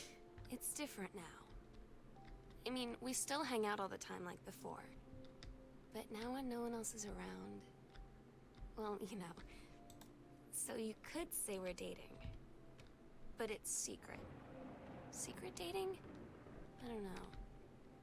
I mean, I guess that's the real difference. Now when we get off the phone or go home for the night, or it's just quiet and we're alone, we say I love you. That was fast. But it's high school, I guess. Oh, wait. This is the same assignment. Reproductive System Worksheet 6. Oh. She had to rewrite it. An ovum starts to develop. While the ovum is developing, the lining of the uterus is getting thick and soft. The ovary releases the ovum. It travels through the fallopian tube. If the egg does not meet a sperm, it dissolves. 2 weeks later, the lining of the uterus is not needed for pregnancy. It comes out through the vagina. Another ovum starts to develop in one of the ovaries, and the process begins again. It's incredible how the female body knows how to prepare for pregnancy. The other one said all of that. But, oh, wait. Wait, this was Katie's. And the other one was not Katie's. The other one was Sam's. Oh, and here's hers. K is for kind, A is for amazing, I is for intelligent, and T is for talented. L is for lighthearted, I is for important, N is for nice. Nice. What a nice young lady. Boom, boom, boom. Boom, boom, boom.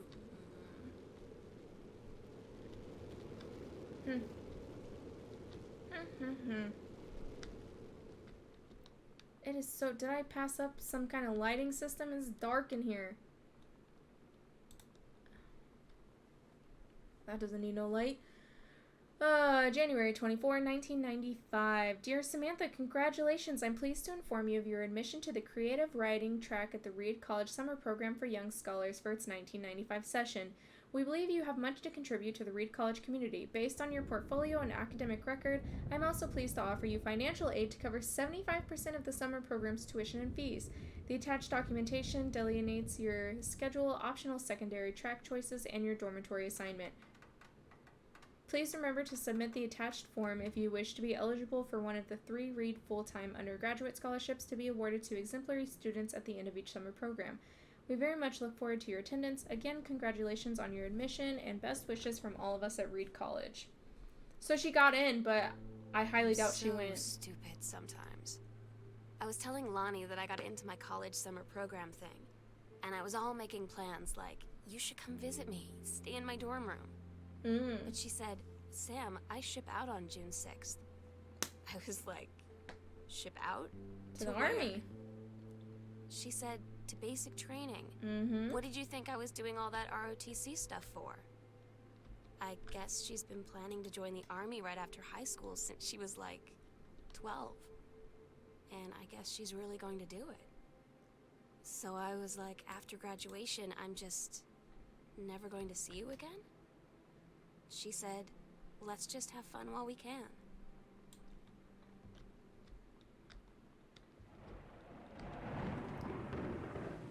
I mean, that sucks. It really does, but you can't expect somebody to...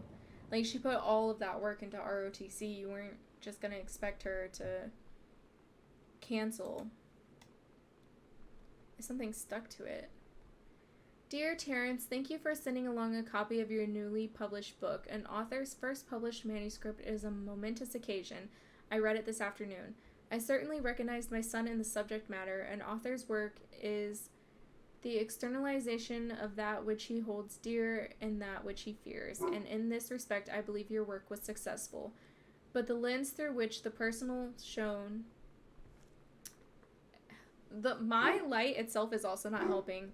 My dog's also not helping. But the lens through which the personal shone was needlessly clouded by genre cliches and implausible dime store science fictional Deus ex machina. The great authors speak of their lives milieu in clear and honest tones, the lens crystal that refracts their thoughts without distortion. That was a very... This man really wanted him to feel like caca. He was like, I'm smarter than you and a better writer.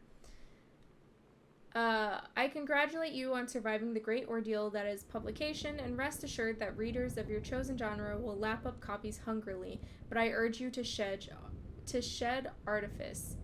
You can do better. With the father's love and encouragement, Richard Greenbrier. I see.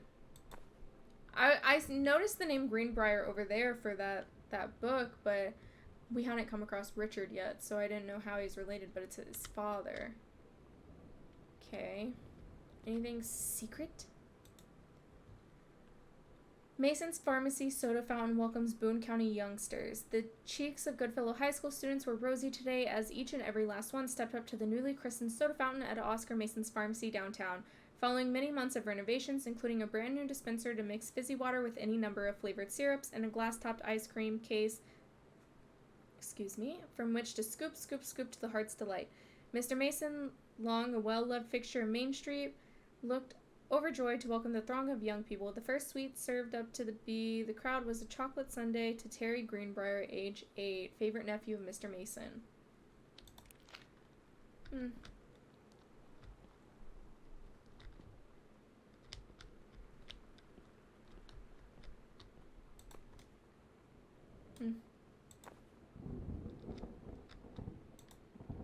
I think that's Mom's citizenship stuff. Is she not?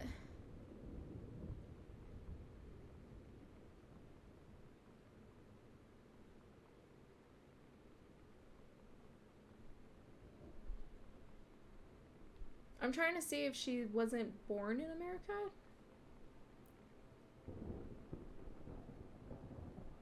Oh, from Canada. Former nationality Canada. Okay. It's finished. Gosh, there's lots of rooms going off down here. Nothing here. Should I look in this one?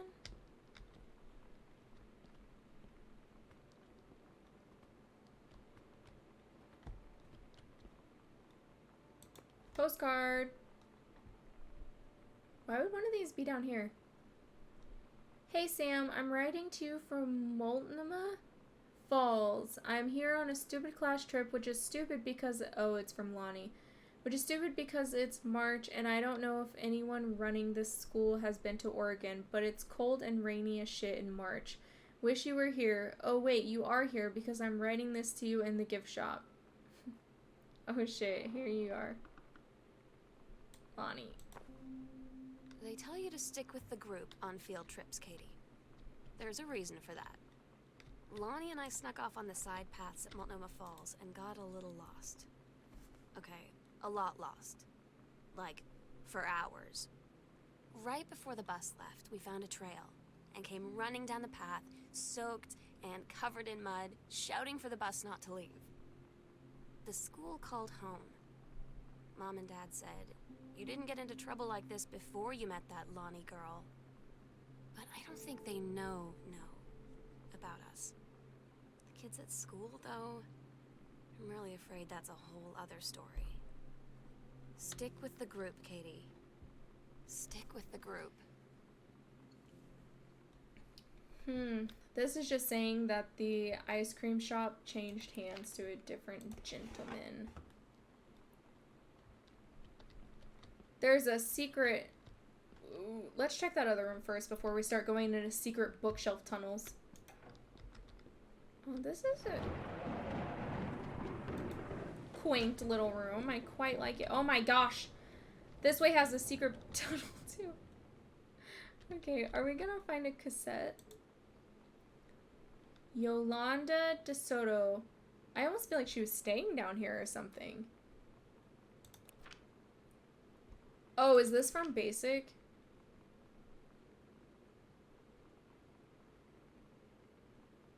I would assume so. Okay, dear Sam, I'm so happy you liked the drawing. I was thinking of us when I drew it. I knew you'd be able to tell. You love Mexico, I think, probably. The nature here is totally different than back home. I keep thinking about Allegra and the first mate lost on a mysterious island where even the plants are out to get them. And then I think of them together out there in the wilderness together. And I start thinking of you again. I lie here in bed and I can almost feel you. I've been trying to save it up for when we're together again. I haven't done a good job, okay, but I tried. Okay, enough about that. Your last letter got to me the day before we started driving back north. We'll be racing this letter home. If I get home first, we can read it together. And yes, I'm taking tons of photos. We'll have to spend so much time in the dark room. Lonnie.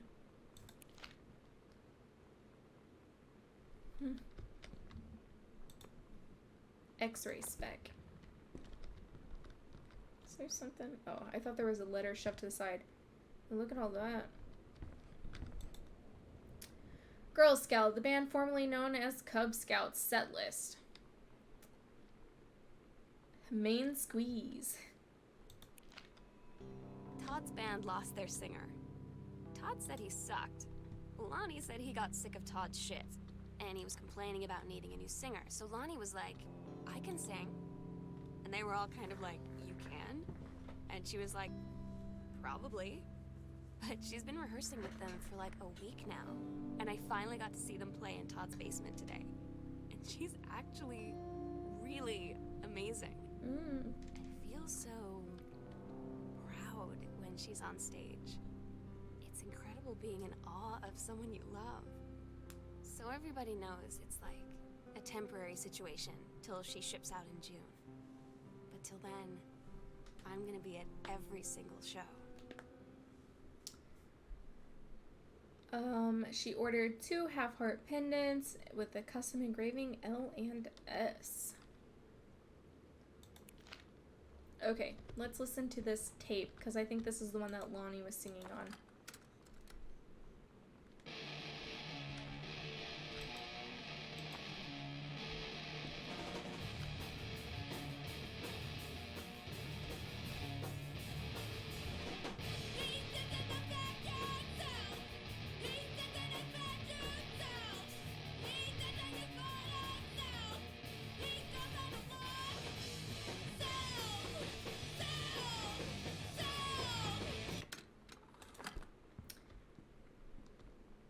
This is creepy, and the library one is missing.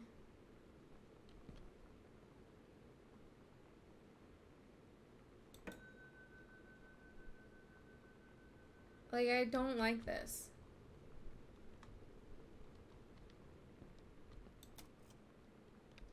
Ooh, there's a safe. Stairs to basement. Why is it so audible? We are in a basement.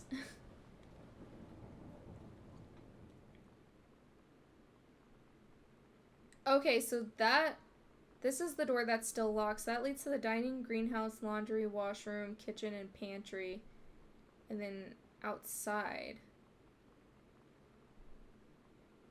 Okay. Yeah, we don't have a combination. Yet. Aw, this is Terry. So Terry knew this was down here the whole time. He may have forgotten, though. Can we turn this? No,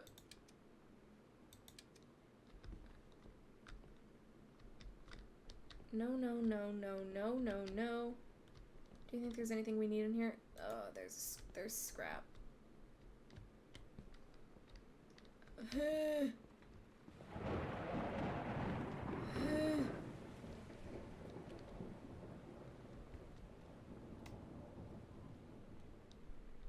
2 cases brandy, 2 cases rum, 1 barrel of whiskey. Something remains very pleased with enforced in the county. Belina, this arrangement shall hold for some time. Oh, believe this arrangement. Okay. That's fine. Interesting. It's like a drug. The first time was in my room in the middle of the night. I woke up and Lonnie was kissing. Oh. I get it, because she's her sister.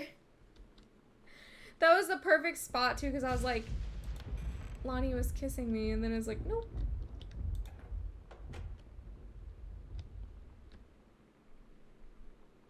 I hate it because it genuinely sounds like someone is walking around upstairs.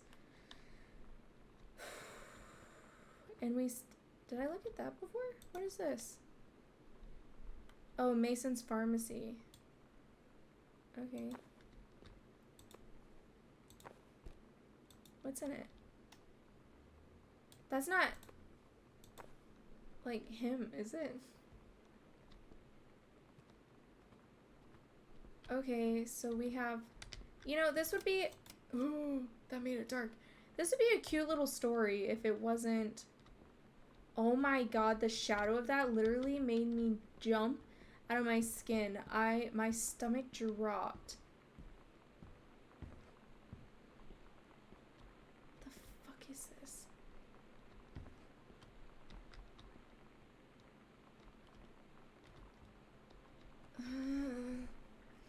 Okay.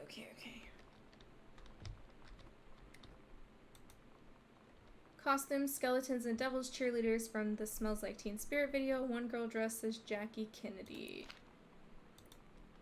The Psycho House Girl. The coolest stuff about being the Psycho House Girl. Cool thing number 1, everybody in the hall thinking you don't know they're looking at you and whispering as you walk past because I guess they haven't heard of Peripheral. That's a lie to mom and dad situation, but it was so worth it. The girls on stage were just so loud and real and awesome, and everybody was moving together like one huge tide of sound. Yeah, we're not turning that off. Are you psycho? Of course she didn't leave me any pizza. Dear Miss Greenbrier, appreciate the time and effort you put into writing your letter. It showed initiative and it was well written, but it does not change my mind on this matter. While I understand that Miss DeSoto is a friend of yours, the fact of the matter is that she defaced school property with profanity. The fact that she allegedly defaced her own locker in retaliation for another student doing the same to yours is immaterial. As to your complaint that no other student has been punished for their part in this incident, the fact is that no guilty party has come forward, and there has been no convincing evidence as to who might have defaced your locker. In other words, there was no one to punish. I would suggest letting the issue drop, as it will only bring more unwanted attention on yourself, which I believe is what you claim began the whole incident in the first place. Principal Sheldon Grossman. I don't get Lonnie sometimes. Like, her band, and our zine, and her hair, and everything are all anti-authority. But I watch her in JROTC, and she's doing drills in perfect formation. Following orders, no question. And there's all this stuff in the news about don't ask, don't tell. Like, she's going to join the army and then have to lie about who she is. She said they don't need to know what they don't need to know. Like it was no big deal.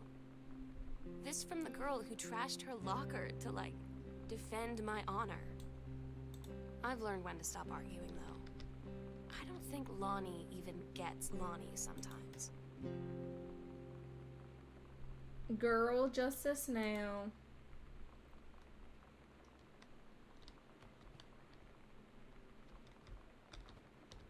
There's so many ways to, like, go now.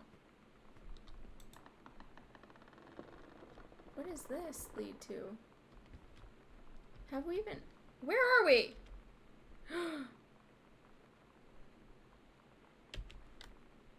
We will deal with that in a second. Shut that. Shut it! Close it. Stop! Okay. I think there's a room over here, which is why we're dealing with that in a second. Or is that where we came from? Or is that where we came from? That's definitely where we came from. Oh gosh, I hate everything. I hate everything. I need a decompress moment. Okay.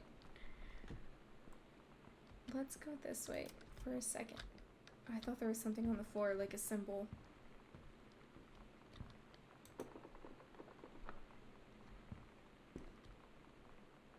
This is the guest room. Okay. Oh. 196.3. Is that the safe combo? 196.3.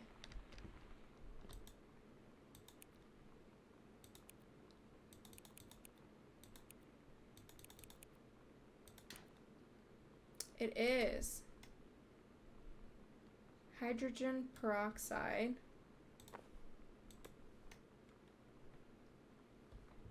Can you face the right way for me, please? Aquatil. Indicates relief of occasional constipation.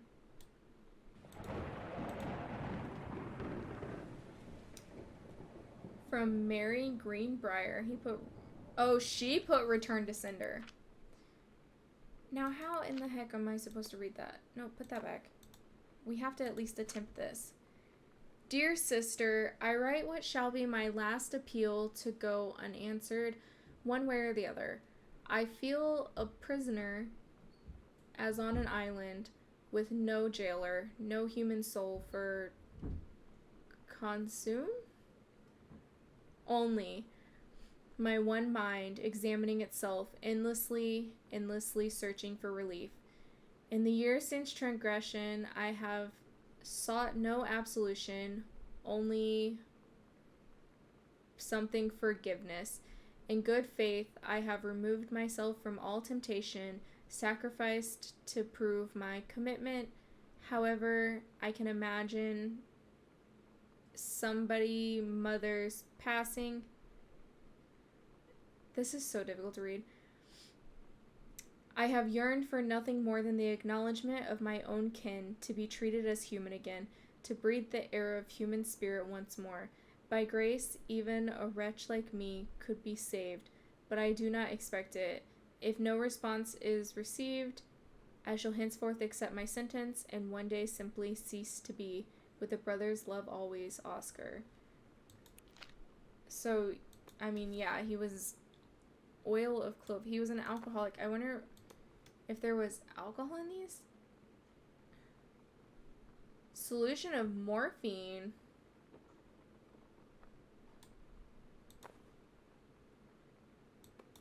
Ooh, and a syringe. Ooh, creepy, creepy, creepy.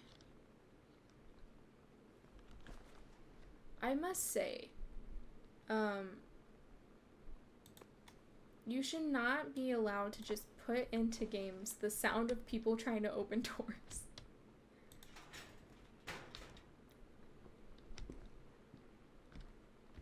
Because it is absolutely freaking me out.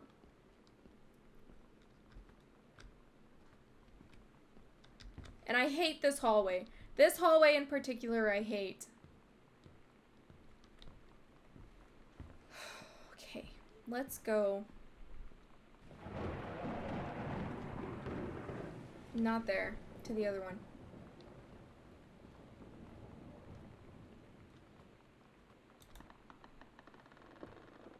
Could you open any creepier?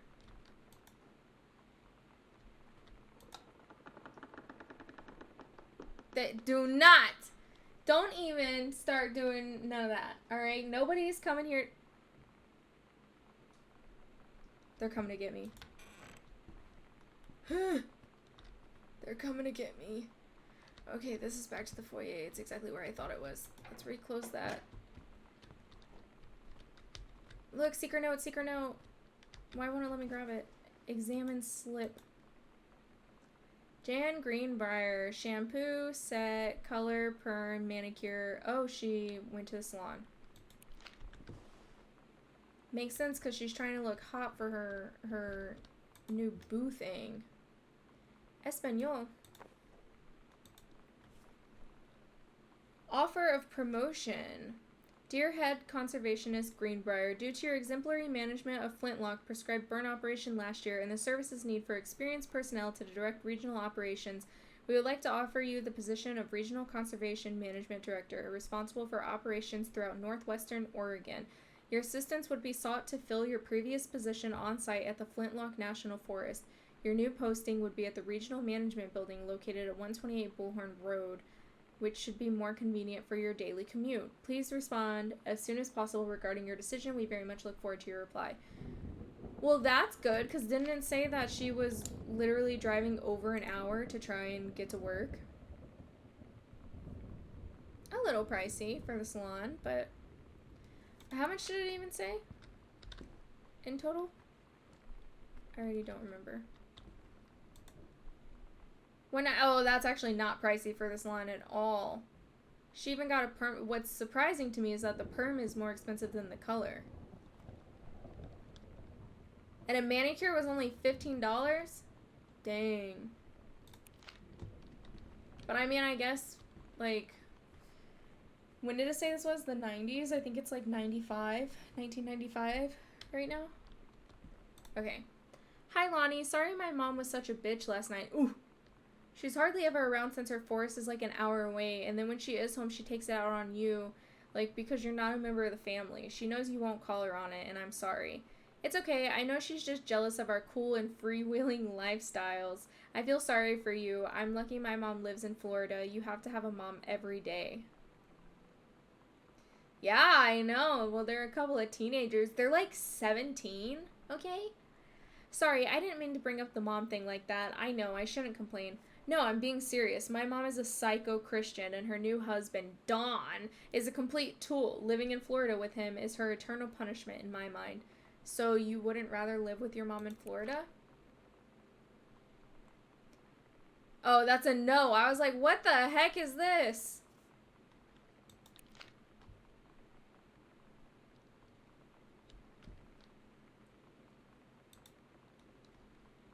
Music and culture. Yeah, if they move to Florida, they'll probably just get eaten by a gator or a human. One of the two. Oh, is this the ticket stub? I don't think this is the ticket stub, but it's a ticket stub, so they probably went to more concerts.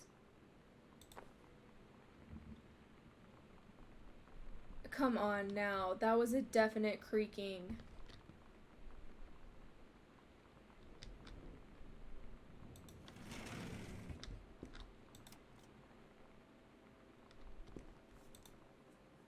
This skull was the coolest thing I found in Mexico, and it was like $3.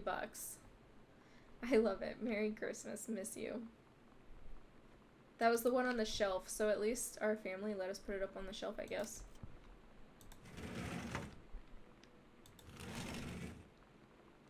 Totally not spooky in here at all. Mom has another purse in here that looks exactly like the other purse, but just darker in color.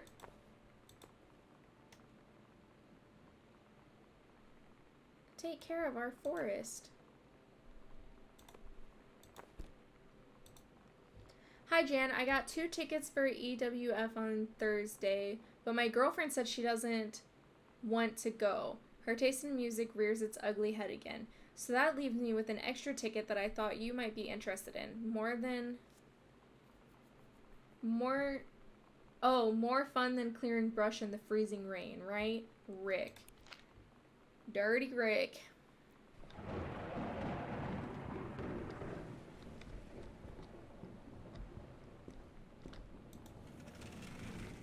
Oh, a linen closet. It's a greenhouse. Kicking against the patriarchy.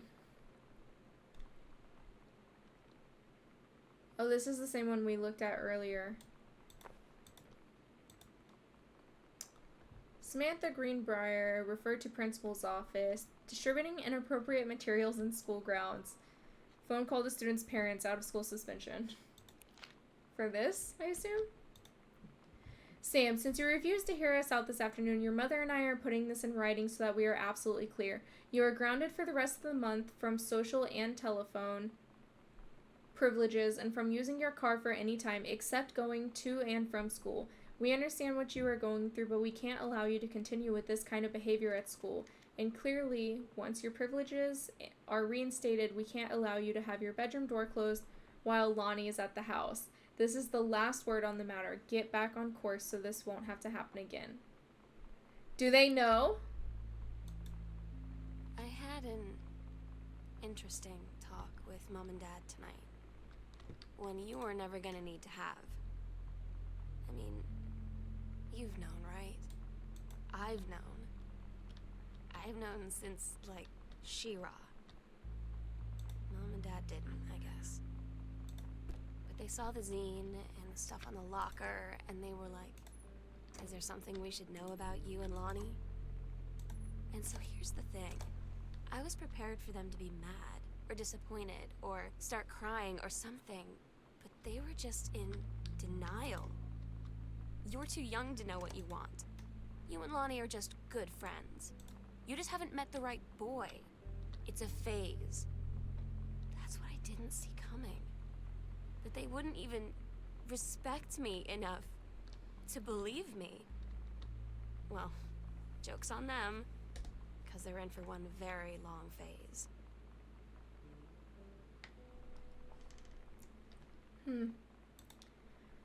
First off, congratulations, Janice Greenbrier, Regional Director, and I say congratulations because, come on, you're gonna take the job, right?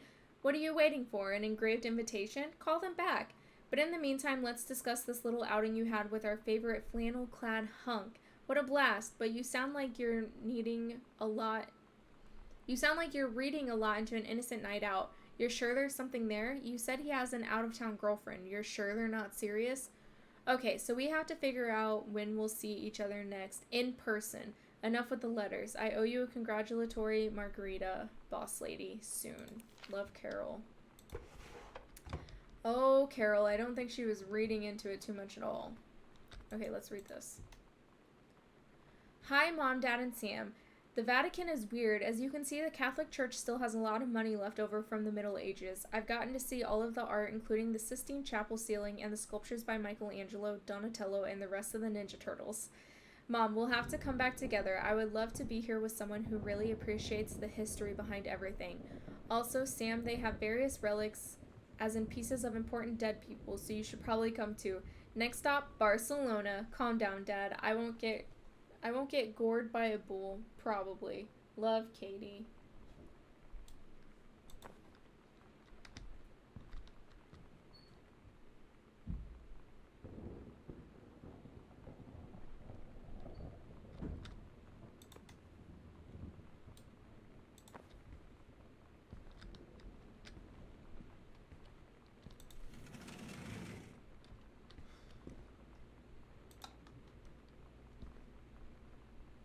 What is this? Just the hallway back?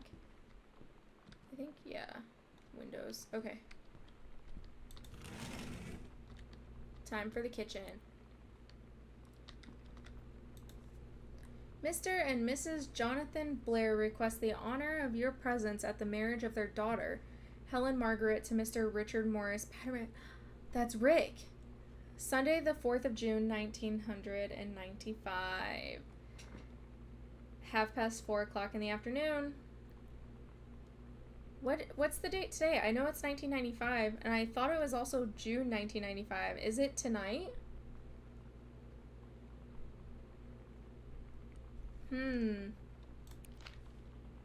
we see?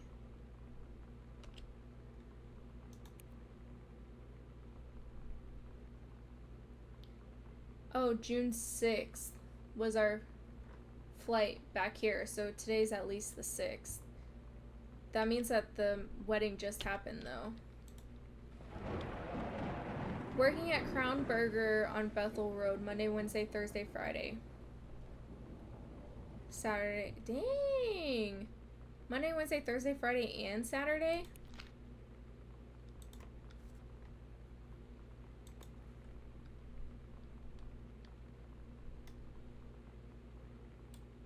Hmm. The best for your table.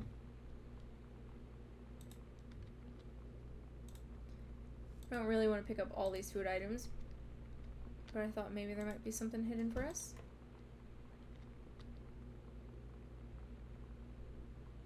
Hmm.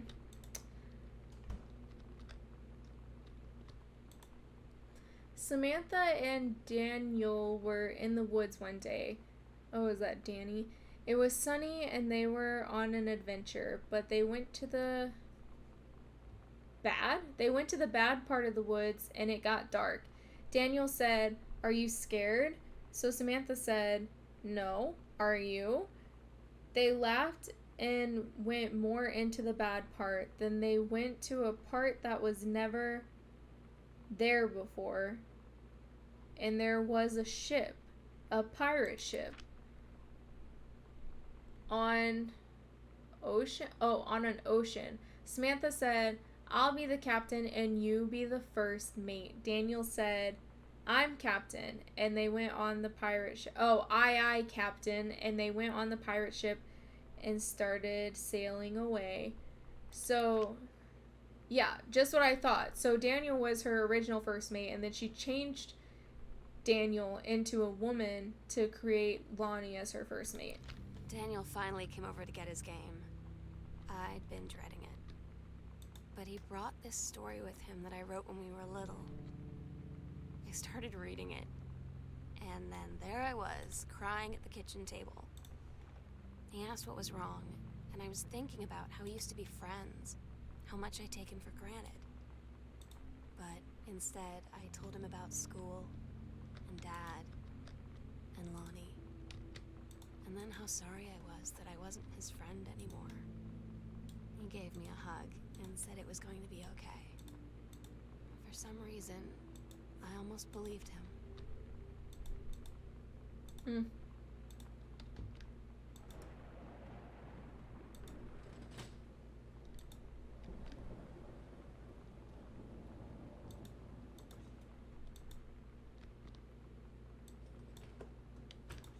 There we go. It's like, my goodness.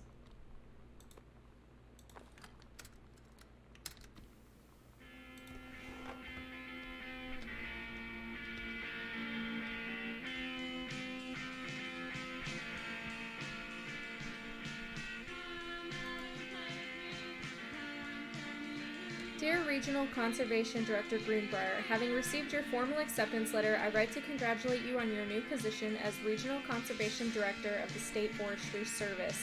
We wish you luck in your final weeks at Flintlock National Forest and very much look forward to welcoming you to your new desk in the State Forestry Office at 8 a.m. on May 1st.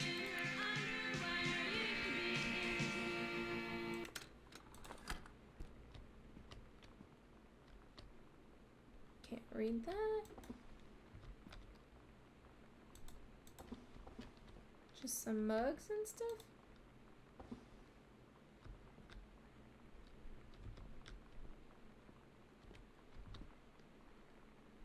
Yeah, see, Rick's wedding anniversary trip. Katie comes home this month. We'll call with exact date. So is that why they're not here? They're on an anniversary trip? Because it said... Oh, dang it. Now I can't remember again. Yeah, it says the 6th. So that's this day. So I think maybe nothing bad has happened to our parents and they're just on an anniversary trip. We do, however, now know that our mom potentially was having an affair with this other now married man because we decided to snoop through everything instead of just looking at the calendar in the kitchen the whole time.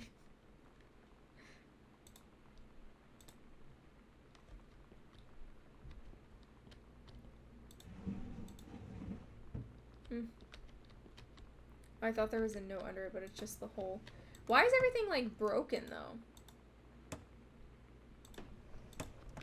Like, did our sister do this? Because she was like, "Sorry for all the stuff I took. Did you also throw the place into shambles?"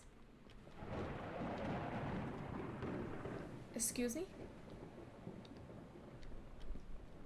You guys... Oh, I thought it was popcorn. I was like, you want to make some popcorn?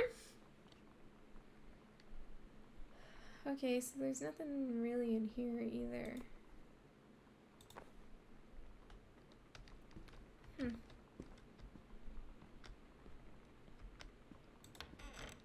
Oh, it's dark in here.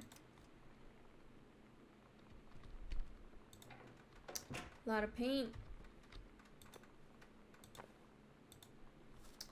Dear Mr. Greenbrier, first let me say that I hope this missive finds you well. Hell, it feels like a goddamn miracle that it finds you at all. Do you know how long we've been trying to track you down? Worry not, we aren't the feds, the men in black, or any other sort of creeping fascist hobgoblins. In fact, we're on your side. Let me start from the beginning. Unknown Dimension is what you might call a specialist publishing house. We traffic in the weird, the ahead of its time, the lost but not forgotten by a small but dedicated group of plugged-in bibliophiles, type of out-there, mass-market, shunning, visionary expression that refuses to be taken on anything but its own terms.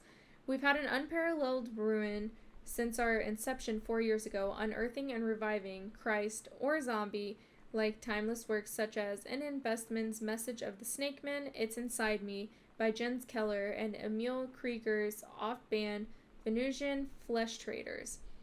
But ever since we discovered tattered copies of your Accidental series at a church rummage sale in Long Branch, New Jersey, we've been trying to track down the author of this weird and dark American outsider art. It's just the kind of forgotten portal into 20th century civilization anxieties and delusions that our readers lose their minds over. James Bond and Harrison Ford might be the dick-swinging heroes that modern suburban Americans want, but John Russell, mild-mannered insurance agent by day, reckless history-revising sociopath by night, is the twisted peacekeeper that it deserves. It is our mission to bring him back to life. Okay, so I've typed plenty. What do we want from you? We want your permission to reprint the work. Since your original publisher, Mercury Books, folded a decade ago, we want you to supply a new foreword for the books to appear in brand new editions of The Accidental Savior and The Accidental Pariah, to be produced by Unknown Dimension as a limited run and marketed directly to our highly discerning customer base. And we want to offer you a portion of the proceeds, contract to follow, assuming you're interested in coming along with us on this weird odyssey. We look forward to embarking with you, and to thrusting your work screaming back into the sweating palms of unsuspecting American public. It's about time. Blast off. Okay, so our dad got a second opportunity.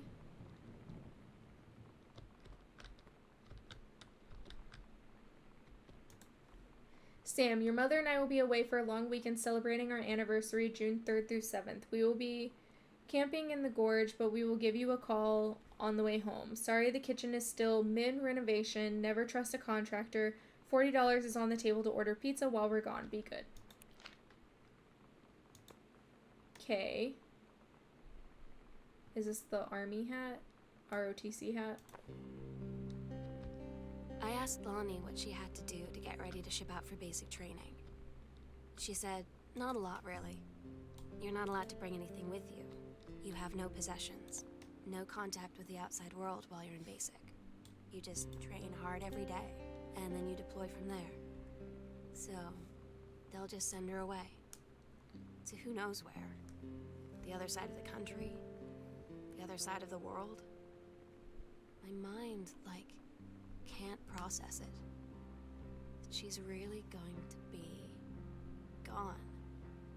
Just gone.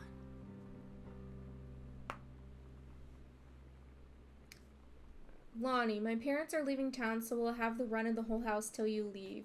Imagine actually spending the night in my room instead of sneaking up to our usual spot in the attic.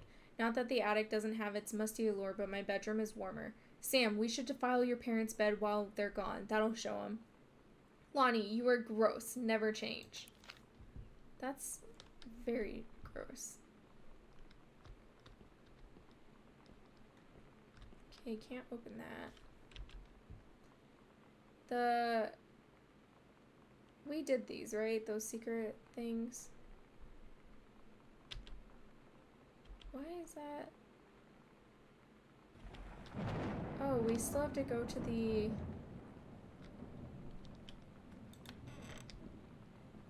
Where's the,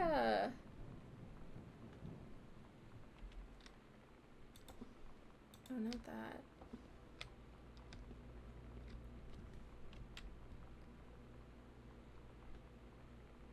How do we get to the greenhouse? Okay, so wrong button. This is the oh. Wait, no, this was only the pantry. Pantry. We saw the greenhouse. How do we get inside the greenhouse? Because it's there. Hello? I guess we can't. There's a typewriter in there though, so it seems like we should be able to.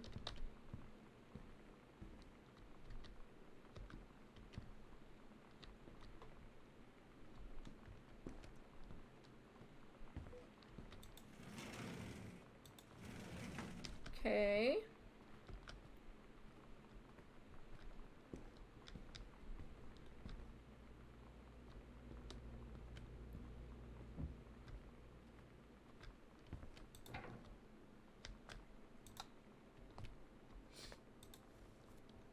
Risotto.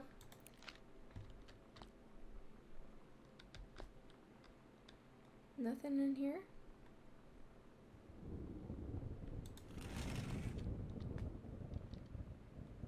I feel like there's nothing interesting going on there. What's this? The laundry room.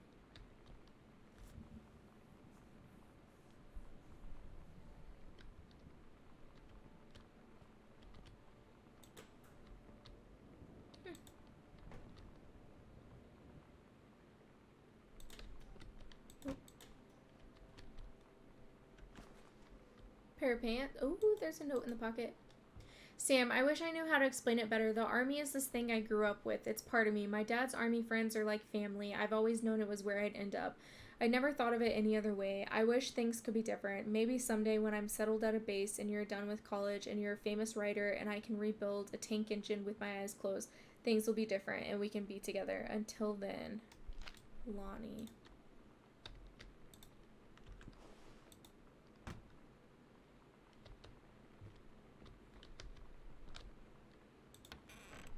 Oh, here's the greenhouse. I knew we had to be able to come in here.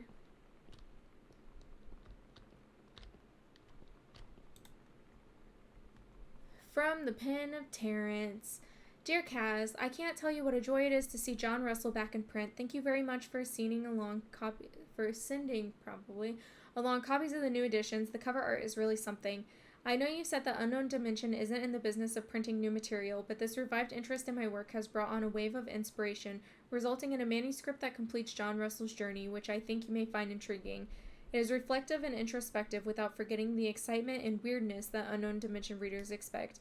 I hope this might be an exciting new direction for Unknown Dimension to pursue. At the very least, I am grateful that John Russell's adventures didn't come to an end quite when I thought they have. My thanks and regards, Terrence.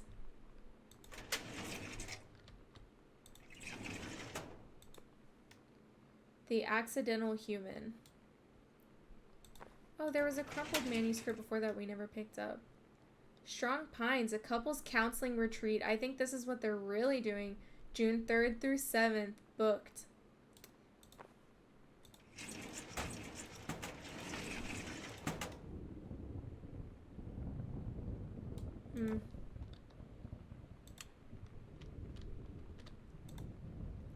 Cover copy. It's been almost 20 years since John Russell heard the call. Twice he saved a president's life. He's practically forgotten the days of the future of danger and excitement, the days where he mattered. So when that familiar rip in time opens in front of him and his handlers peer out, he doesn't hesitate. Is the president in danger? No, the life you saved this time will be your own. I'd read it. I'm just saying, just putting it out there.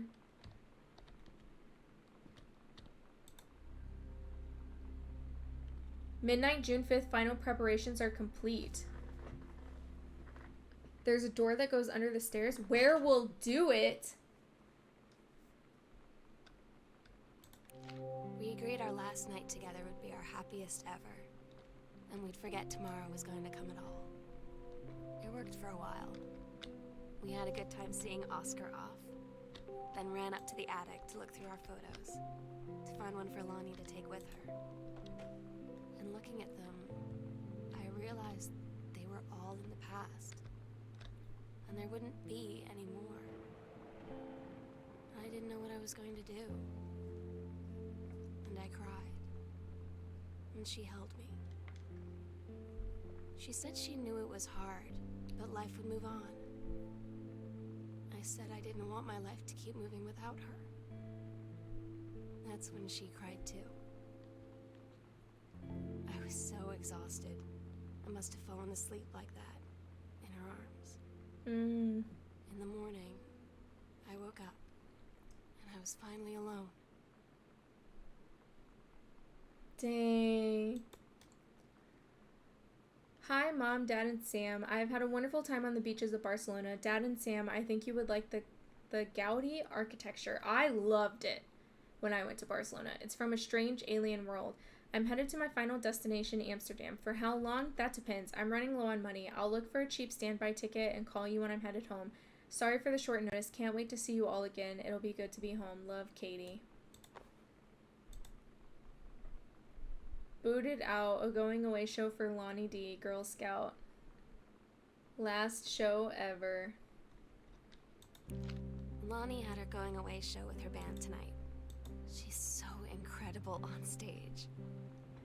When she was singing, I could practically forget everything.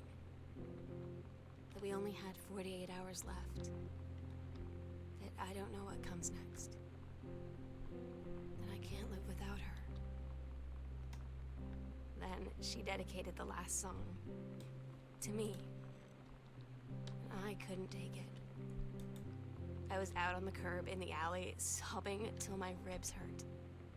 I would follow her anywhere, Katie. But I can't. Where she's going. After a long time, she found me. She said she was sorry. She said, I wish things could be different. I just wanted to make you happy. I said, I don't think you can anymore. Dang. Possession and exorcism. Okay. Oscar. They found his name tag from the pharmacy. Okay. Oh, God, dear Lord, please tell me. I was just starting to get comfortable in this game. Please do not tell me that they pulled the spirit of Oscar from the dead and that now, as soon as I go through this room, I'm going to deal with him. I don't want to. Okay. Honey snaps. Delicioso. Thank you. Here's the key. The sunset light in this house is the saddest thing I've ever seen. I just want to sleep. When I'm in the attic, it almost feels like Lonnie could still be here. She's just downstairs.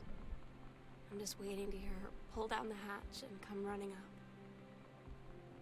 Maybe I'll go up to the attic. Did we read that already? And wait. Yeah.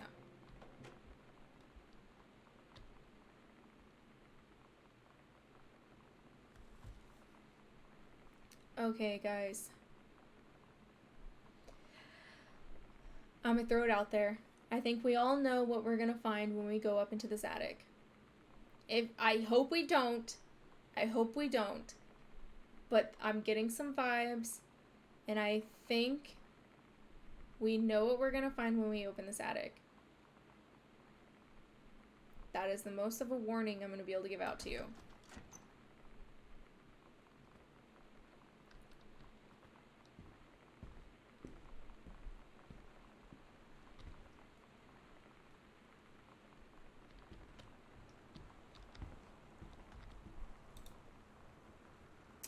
Brokenhearted. I'll always remember what we had. Oh my god. Katie. I fell asleep in the attic. In Lonnie and my old spot. And I missed the first 2 calls. I just barely caught the third one before the machine got it. And it was Lonnie. On a payphone. she'd been on the bus to basic, and she said she couldn't think Thank of anything God. but me and us. Thank God. And that she couldn't go through with it, with the army and being a part and all of it. And so she got off the bus in Salem. She said, Sam, I want you to pack up everything you can and get in your car and come find me. And let's just drive until we find somewhere for us. And she asked me if I could do that. And I said yes. Yes.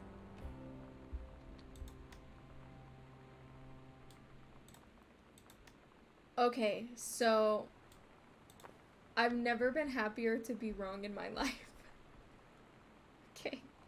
I really thought that this game was gonna go really dark for a second. Okay. And I was incorrect. I'm very pleased about that. There's a whole space that you're not even utilizing back there, girl.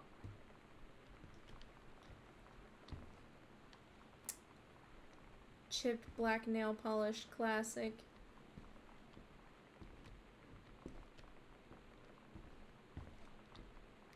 Letters to Katie. Do not read if you're not Katie. Katie, I'm so sorry that I can't be there to see you in person. That I can't tell you all this myself. But I hope as you read this journal and you think back, that you'll understand why I had to do what I did. And that you won't be sad, and you won't hate me. And you'll just know that I am where I need to be. I love you so much, Katie. I'll see you again. Someday. Love, Sam. Love, Sam. Wow.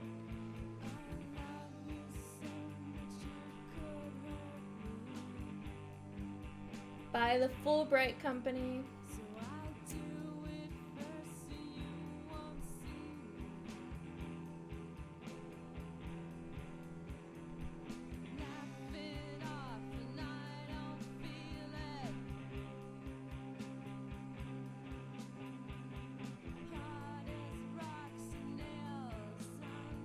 Look at the Sarah's working hard. Sarah Grayson as Sam and Sarah Elmala as Katie. Sorry, I probably butchered that last one, but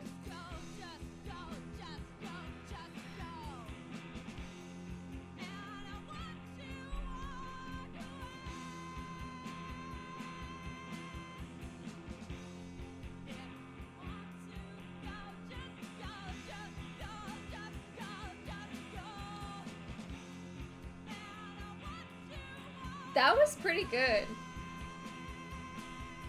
I feel like it was exactly what I've been asking for.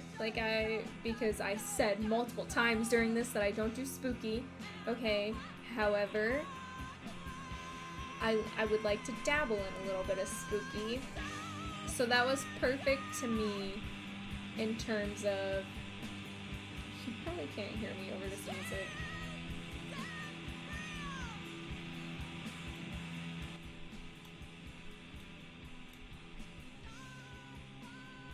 Okay, that was perfect to me in terms of, like, the ambiance was very, very spooky, but the actual gameplay, like, wasn't. But they did put enough in there, to kind of make you think it was going to go in a different direction, like all the stuff about the ghost in the house and all that stuff, even though you never actually encountered a ghost in the house.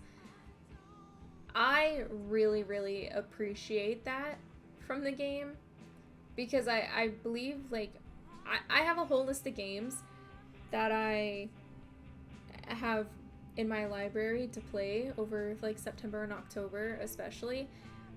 And whenever I was doing the research for them, I was explicitly like, spooky games that have no enemies, spooky games with no actual jump scares, spooky games that aren't horror, like, please.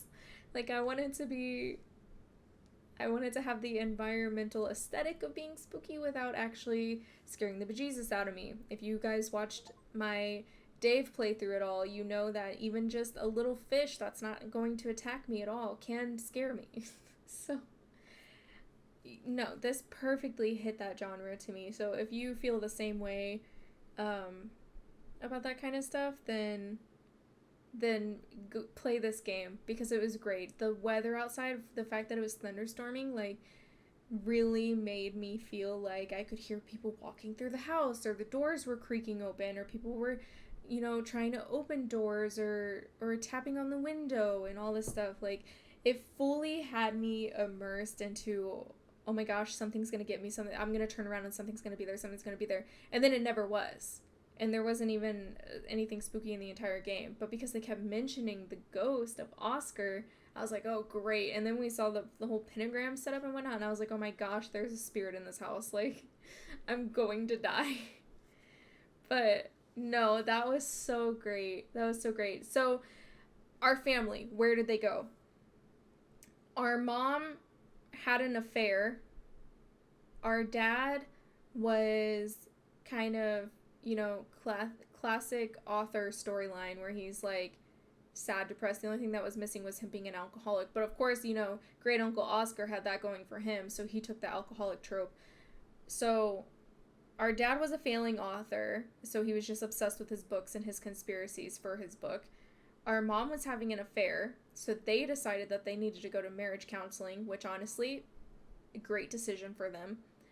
And then our sister fell in love and decided to run away. And it just all happened to coincide in this one perfect day of us coming home. And so then we snooped through all of our family's entire belongings. It's going to be really awkward when our parents go home and we go, I know what you did. So we'll see about that. Our sister at least wanted us to know what she did. She wrote us an entire journal about it. But yeah, that was Gone Home. I really enjoyed it. If you really enjoyed it and you didn't get the full story, or you want to expand a little more, go ahead, go get it yourself. I got it on Steam. I'm sure there's other platforms you can purchase it on, though, if you'd care to. But yeah, so thanks for hanging out with me today, guys. I really appreciate all of your time spent here. And I will see you again in a couple of days with another, hopefully, spooky, not spooky game. Okay? Goodbye!